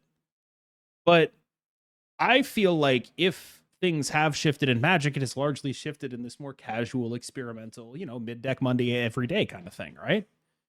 And I kind of think you'd be the best at doing that. Well, I very much kept those parts of me separate. Like I had like a Gerry's deck of the day thing, where I went over like the bullshit fun stuff that I saw on Magic Online or whatever. And it was very clearly labeled as such. And I did not present it as like, oh, this is like the VV killer. It was like, yo, this is some bullshit, but it's rad as hell. Yeah, that's how I approach it. I just don't understand like what is stopping you from, I don't know. I just feel like the way you talk, the way you approach these games, I feel like you are sort of tailor-made for this moment where what people want is what you have to offer. I can't just claim to be that guy, especially when people are already kind of like predispositioned against listening to me because of the what have you done for me lately aspect. If I won an RC or some shit, then maybe, but I am not going to do that at all. Like, it is 0% chance of that happening. I will not make it to round 4 of Orlando. I'm fairly certain. And my record could be any combination of numbers that is legal. Do you remember when Jim Davis took Goblins to the Pro Tour and wrote a thing about how, like, the reason I'm taking Goblins to the Pro Tour is for content, right? Yeah, I like Goblins. Yeah. That's just the exact ethos you're describing, and I don't understand why you don't see it in those terms. Well, like I said, I'm not going to get to round 4 of a tournament. I am like tired and peopled out and bored. And I've learned the things that I want to learn. I don't know, man. In order to get to a Pro Tour, I would have to suffer through a bunch of bullshit that I don't. Again, it's clocking in. That's what is considered clocking in for me. I'm just not going to do it. I just feel like you'd be such a good streamer, man. And I know that's like probably an insult to you. You're probably like, oh yeah, he's such a good streamer. Okay, sure. But like, I'm literally partnered on Twitch. What do you mean? Yeah, absolutely. I am. Yeah, that thing. I am. I believe you. I'm not saying I don't think you are, but I streamed full time for like 8 months, and then I was like, this sucks. I just stopped. I don't know, man. I think it's a great life. I'm gonna be honest with you. Like, as much as there are things that suck about it, I would not trade this job for the fucking world. And I feel like anything that I can do well, you can do many times better. And I feel like the thing you discuss. You're definitely more outgoing. I think like you're, at least you are more consistently outgoing and like charismatic. And if I'm having like a manic day, I might be really good at it. But certainly there are some days where I'm just like very low energy, and you are getting the educational side of things. And like I said, I don't think that is the way that things are anymore. People don't even lie to themselves and say that is what they want necessarily. I could do it. I could do it in theory. I would probably need a Xanax prescription, which my psych refuses to give me. Oh man. Yeah. I sometimes wonder about that. Like, should I just like go figure out how to smoke a bunch of weed before stream? You know what I mean? It's like, is that like a thing that would be helpful or harmful to my content? I frankly have no idea. I vastly prefer just vast amounts of caffeine. Like, this is the thing I fill up with tea before every stream. It's the size of my head. That's what I do. And I don't know, man. I gotta tell you, I feel like you would have the same pitch as someone like Tice. That is how I would envision what you are able to do. I mostly I did what I do in RCQs now, which is like every day I chose a couple different modern decks to play, and I would play leagues with like dramatically different decks. Yep. And then there was a big tournament on Magic Online where winner got a playset of every card in modern, something like that. And then it was basically like $8,000 was roughly the value of it. So it was like this week of lead up to it, week of playing in qualifier tournaments, and then the day of actually playing the tournament itself. And then I was in try hard mode, put on like basically the PT testing week kind of vibe, and did nothing but talk about that event and the equity that was at stake and everything. And I went from like 8 to 1,200 people to having like 3,000 the day of the tournament because I was so consistently like, streaming and advertising this thing, so people knew to tune in. And that was one of the moments where I was like, I know how to do this, not necessarily in terms of like be live on camera or whatever, but like I at least know how to like drive engagement and get people invested. It helped that I qualified, I guess, but I don't know. Yeah, I sort of explicitly stay away from that stuff because I don't want to give myself avenues to like fail, basically. I try to avoid doing like things that would cause me to like lose my actual shit on stream if I can do it, right? So I'm always sort of metagaming against my own worst impulses. And that comes with upsides and downsides. The trick is to spin it to people where it's like, yo, first place is $8,000. This is such a big deal. That's so much money. And then not give a fuck. Not because you don't need the money. I specifically started streaming as a second full-time job.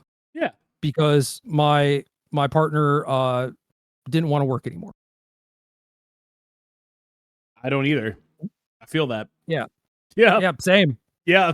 I also did not want to clock in. And then at some point I was just like, I am not going to clock in. Yeah. But I was definitely not treating it like it was a Pro Tour or Worlds or something serious or whatever. And I was definitely doing the Gerry thing where the best deck in Modern that was in my wheelhouse was like a tier 3 Grixis control. So like, let's take a step back and be honest with ourselves. Like, yes, there are like the Corey Burkharts of the world, and who he just got second at like the last Modern GP playing unplayable Grixis, and he is that guy, you know, like Jim Davis's Goblins guy. Only you can prevent Grixis piles. I made Corey worse, I think, because there was suddenly another dude who was like doing the same shit as him. And we had like wildly different takes. So it was like, oh, he has like a whole new Grixis school to go to. He was so excited. But yeah, I went like 3-2 or some shit. I was like, all right, end stream. The end. Don't care. Kind of what I expected, but like income was fucking great that month. Yeah, I don't know, man. It just seems like you're built for it in a way that I would compare to someone like a Kibler. Not in terms of attitude and optimism, obviously, but in terms of best deck within the wheelhouse, has a pedigree, someone you baseline respect as someone who knows what they're doing. That describes a lot of people in card game spaces right now. I think Kibler's comes from maybe being content with the things that he has. And mine comes from self-loathing, if that makes any sense whatsoever. And I am an optimist, to be fair. I technically am. But his is like, oh, I can just afford to keep fucking around because it's not gonna matter. I'm still gonna be pretty well off at the end of the day. And mine is like, I could just drop dead tomorrow. So why does any of it matter? Yeah, nihilism into optimism. Sure. Existentialism, I suppose. The thing that strikes me about that, though, is that it does kind of leave you in the same spot. Also, to be fair, Kibler's made like 4 videos in the last, I don't know, it might only be like 2 videos. I'm exaggerating, but like, I'm quitting Hearthstone. I'm taking a break from Hearthstone. I think he's done that twice in the last like 3 to 4 months. And it's like, all right, okay, man. This isn't an airport. It is when you're Kibler. He's a big deal. Yeah, but like even when I am a big deal, I don't want people to act like I'm a big deal. It's annoying and unsettling. Oh man. Yeah, I mean, when's the last game you labbed? Labbed? Yeah, like you were just like, I can't let anyone know about this game until I'm good at it. When's the last time you did that? Probably Shadowverse. And like The new one? no. Oh. I played the new one for like 2 days. Not super hardcore. I was very fucking pissed off that they did not have limited up. And then they finally put it up. And I tried to go and they're like, oh, you must be like rank D0 to join. I was like, this is so stupid. This is the dumbest shit I've ever seen. I have not logged on since. But I don't know, to Magic people, I think no one had any idea. Like if you were in my orbit in Seattle, you probably saw me, sitting on the couch like playing weirdo weeb game. Average Gerry and interaction, really. And then I was like flying to DreamHack in Toronto or whatever to play in a fucking Shadowverse tournament. That's I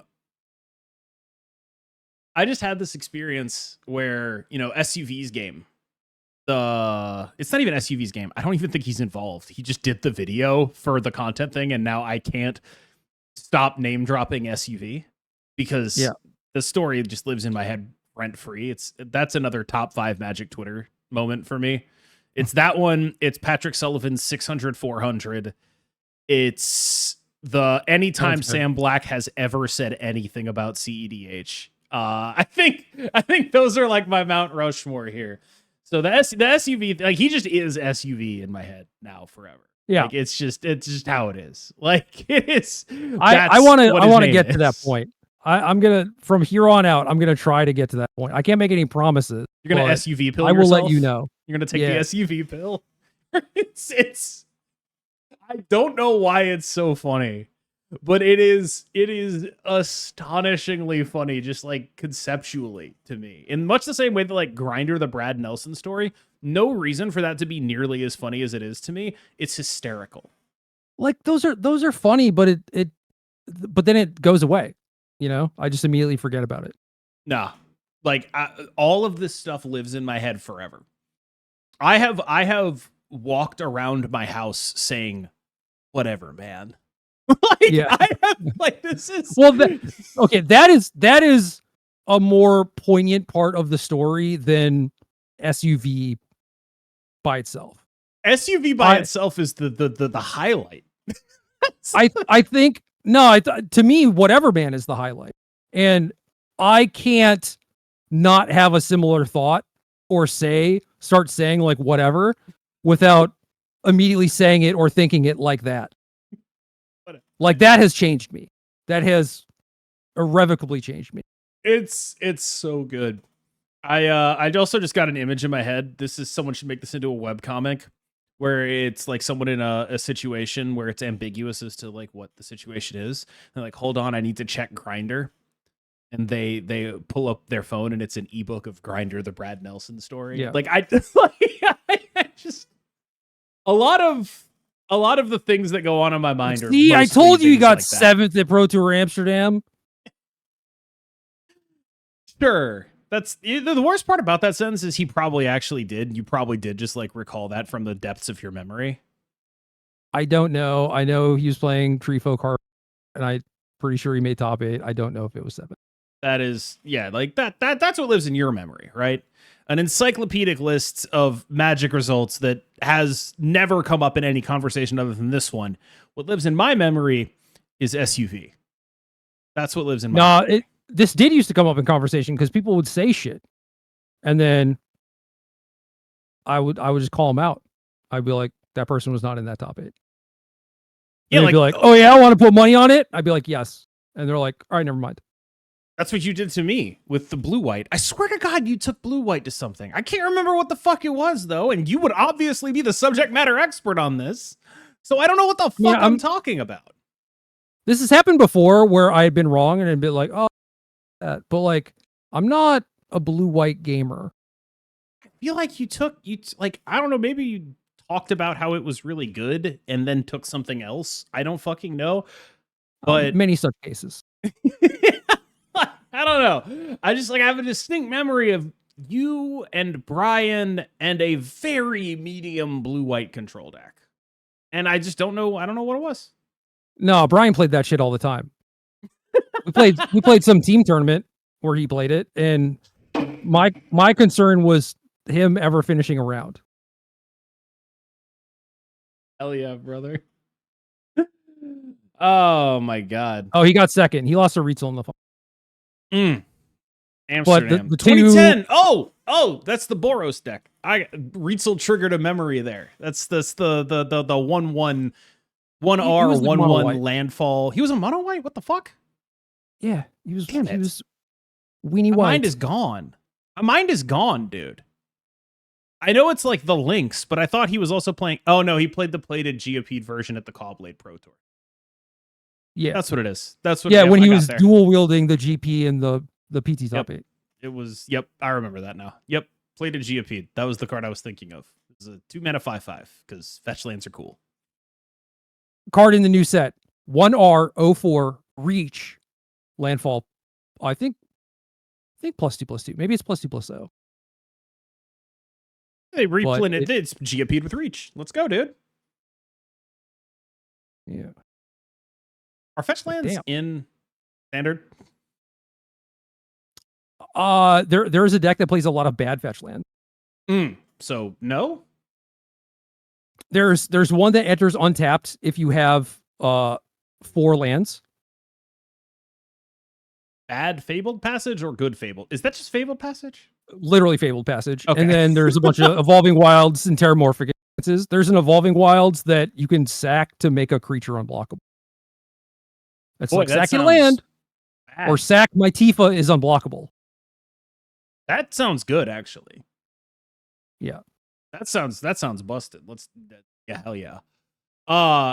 I feel like a lot of the decks from that era are decks I remember as like grails, because that was when I was like a broke boy college student. I couldn't afford any of this stuff. So like a deck that I know was terrible, and this is like you can draw a direct line from the type of person I am to the type of person I wanted to be at the time. You remember Kargan Dragonlord Big Red? I mean, yeah, that was never a good deck, but yeah, it was trash. It was mediocre dog shit. To me, that was a grail. I never got to play it. I never got to play my bad Kargan Dragonlord Koth deck, because by the time I had the money to buy something, it was only ever viable for like 2 months, and even then, not really. Yeah. And Rietzel's Boros deck, similar space for me, where it's like I just never got the opportunity. I never got the chance. And those are the kind of decks that are exactly my shit. Deck was all commons except for the fetches, though. Yeah, guess what I didn't have, buddy? Yeah, I get it. guess what the fuck I didn't have at the time? It's a very, very... I still don't have a play set of Zendikar fetches. I don't have Misty Rainforests. Tell you exactly what kind of person I am. I have 3 Japanese Misty Rainforests that I'm going to try and sell this weekend. Good luck. Do you want them? No. Okay. What you want me to like? Okay, there are 2 ways that question can go. One, you're being a good friend. You're like, here, do you want some Misty Rainforests? In which case I would say, I love the value. They would go into my fucking closet and I wouldn't do anything with them. That's really stupid. The other is you're like, do you want to buy them? And again, they would go into my fucking closet with them. So that's really stupid. It's just not happening. I didn't say, do you want to buy them? I said, do you want them? Yeah, either way, though, like you shouldn't give me stuff I'm not going to use. Again, I could just die tomorrow. I don't care if you give me $20 each for them or whatever they're worth.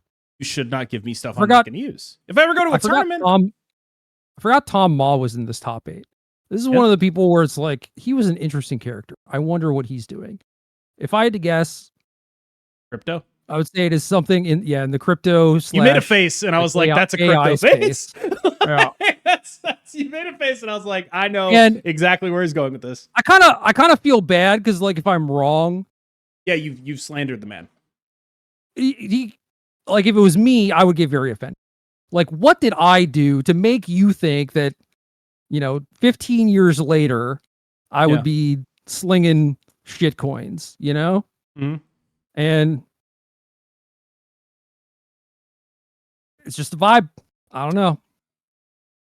Yeah, you worked through that face, and I was like, I know exactly. I feel proud of that one. Like I'm a little bit of a mind reader here, but I could tell where that one was going just from the start. It's like, I bet this guy is sending Nigerian prince emails. Well, now I gotta Google him, and that's what I'm gonna be doing for the next 2 hours, is trying to figure out what Thomas Ma is up to. Yeah, this is our longest podcast by far. Do you know how long we're recording right now? Yeah. Oh, I can see the timer, man. Oh, yeah, good point. But yeah, I'm just gonna put this whole thing up unedited and just kind of be like, yeah, what's up? Here's 3.5 hours of just nothing. It was pristine. I don't know what you would want to edit out of it. All the parts where I got ruthlessly exposed as a Doorcast loser who doesn't know anything. Only you know that, though. Only you had that feeling. True. You would have to edit in the like. You would have to edit in this is Cam getting owned right now. Dude, yeah. Wait, yes, if I were a good editor, Cam feels real bad right here. Oh my god, like a blinking arrow where like the YouTube clickbait arrow. For a person like me who has what's it called when you have the, I don't know, like the awkwardness by proxy or whatever, like you're watching a TV show where the character is being awkward and you feel awkward. Oh, yeah, I know what you're talking about. Don't know what it's called. It's like for your viewers, like they're just not going to be able to have that experience unless you point it out to them. But if you do, then they're going to feel bad as well. And that's really what making content is all about, is trying to make all your viewers feel as bad as possible. No, it's just dialing up the parasocialism. It's not about feeling bad. It's about feeling how you feel, which when you hang out with me is bad. I feel like parasocialism would be kind of a good insult for like a Hassan Piker. That I don't know. I just feel like people are too busy calling him like Hamas. They could just like, parasocialist is just like, that's a really good portmanteau. As much as I am sympathetic to his political views, I just think that's a good joke. Yeah. Like unintentionally. Like because I said that before. Yeah. And I realized I had heard it before. Yeah. Like you should I don't know. You should say that about like Zoran Mamdani. Zoran's parasocialist followers. New York Times gonna write that at some point, 100%. Guaranteed. That will happen. Actually, New York Times, hire me. I will sell out all my principles for some sick bylines, dude. My parents read that paper every day, or every Sunday, the Sunday Times. You love clocking in. Oh yeah, I love money. It's my favorite thing in the world. I will sell out everything. 100%. It doesn't matter to me because, again, I could die tomorrow. So, like, what's the point? My life goal. LinkedIn to see if this is the real Tom Ma? Bullshit. Incredible button on there, just like talking about clocking in and then you not having a LinkedIn. Just nailed it. I deleted mine this year, actually. I had not updated it in well over a decade. And also literally never used it. So, yeah. I don't know how to put any of the shit I do on my LinkedIn, because the people on my LinkedIn are like stuff from like real work. What am I supposed to do? Like CEO at KMBest? What the fuck? How am I supposed to put any of this shit on my LinkedIn? It's unbelievable, dog. It seems impossible to actually do. Like, yeah, what do you do? Well, I mean, and to be clear, I don't want to act like what I do is easy necessarily. I can put a good spin on it in an interview. I'm always pretty good about stuff like that. Like, oh, I built up a YouTube channel. It got this amount of followers. I got this amount of views. I built it up from nothing. We went from 0 to here. Established a brand. Established like that kind of stuff is, that's how you sell yourself, right? But I'm gonna show you something. Okay. I just can't imagine keep talking, though. Keep talking. I can't imagine putting any of that shit on my real world resume where it talks about my economics degree. And it is the kind of thing where in the modern day of 2025, yeah, I see the Arena deck lists iPad cover. Okay, empty, yes. Where are we going with this? No, this is like the branding and like. Yeah, I see. I have some Arena Decklist shirts. It's still around. So thank you for the shirts. I got a couple boxes of game sleeves behind me. Hell yeah, brother. I do not closet. Play Magic the Gathering. The amount of random Magic the Gathering paraphernalia I just find. I've got a deck box. No idea when I picked up the deck box. Multiple things of sleeves that, like, I am very good at living in a mess and still knowing where everything is. There is Magic the Gathering stuff that is just like, I have no clue not only where it is, but when I acquired it. Just absolutely none. Do you know Nick Prince? Yeah. He messaged me a while ago. So like I rearranged a lot of the stuff in my room. And in doing so, I had to take 2 giant boxes of game podcast sleeves off the top of this bookshelf because I moved it to a different part of the room. And so it was just like sitting on my floor. And he messaged me and was just like, oh, in the process of moving, I found so many just random loose packs of sleeves in various places. And I just sent him a picture of the 2 boxes. You want more? But yeah, that's just Magic player shit. Like, we just hoard. Have you ever thrown away a die? Never. Oh God, that's so true. I had to do that when I moved, and it was just like, I don't know how to do this. Like, I just don't know how to do this. Yeah. And I did accomplish it. Can I donate? Can I donate these somewhere? Surely someone will use these. Yeah, it's the way in which we interact with this stuff. It's so important right up until it's not. It's the most important thing in the world. Because you could die tomorrow. No, and then who'd be rolling them dice? Because I went 3-2 at my $8,000 Moto event or whatever. I went 3-2 in my RCQ and got $75 store credit. What is it? I kind of wonder, like, when is the last time I played Magic the Gathering? Did I know it was going to be the last time? The answer is no, I didn't. Like, I don't mean like doing Commander shows or whatever. That's not really the same thing to me. But like, when is the last time I sat down at an FNM? Like for joy. Yeah. When's the last time? Did I know it was going to be the last time? Of course I didn't. And I think that's sort of the note I want to end on. Because I think a lot of people are having that moment with Snap. You know? Yeah. Like, when's the last time? Did you know it was the last time when you did it? And I think a lot of people, to Snap's credit, they make it very easy to know when it's the last time. It's the kid in Toy Story putting Woody away. Yeah. You know? When's the last time he was never like, oh, I'm just not ever going to want to play with you again, you know? But then the day just never came. It's me putting Deadpool back in my collection, you know? I don't want to play with you anymore. When did that happen? Yeah. It did happen though. I whipped out a Deadpool deck about a month ago. I went like 9-2, and I was like, this deck still kind of sucks. It's like I realize the results are great, and I like what's going on here, but I'm not sure I can reasonably argue that it's anything other than what it always has been. And yeah, it's a cool little guy. But we've done it a lot. What do you mean? Just play my Deadpool, play my Carnage, play my Deadpool, play my Deathblock. Clocking in. Dude, at some point, no longer joyous. It is clocking in.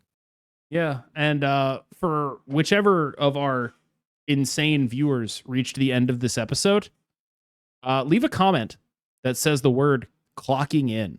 I just kind of want to know, because this is the longest podcast we've ever done by an order of magnitude. the least related to Marvel Snap podcast we've ever done by an order of magnitude. Maybe not an order of magnitude, by an amount, a percentage. We've done a few that are pretty close to 0. Yeah, but this is like a larger amount of 0, you know? Like there's more 0. Like they'll click this and they'll be like, surely at some point during this 3.5 hour podcast, they will have talked about Firelord and Airwalker, which we did not do. Oh, actually, the latest thing that I know life. No, the latest game that I know life is Marvel Snap. Oh, that's nice. Yeah. That's a good ending moment. This has been the KMBest podcast. Actually, this has been the Gerry Thompson podcast with KMBest. I don't know how I'm going to brand this tomorrow. I think my fridge idea is I'm just going to swap our positions on the thumbnail and just see if anybody notices. That's the extent of it. Just like, oh, look, they're in different positions this time. But I'll take the under.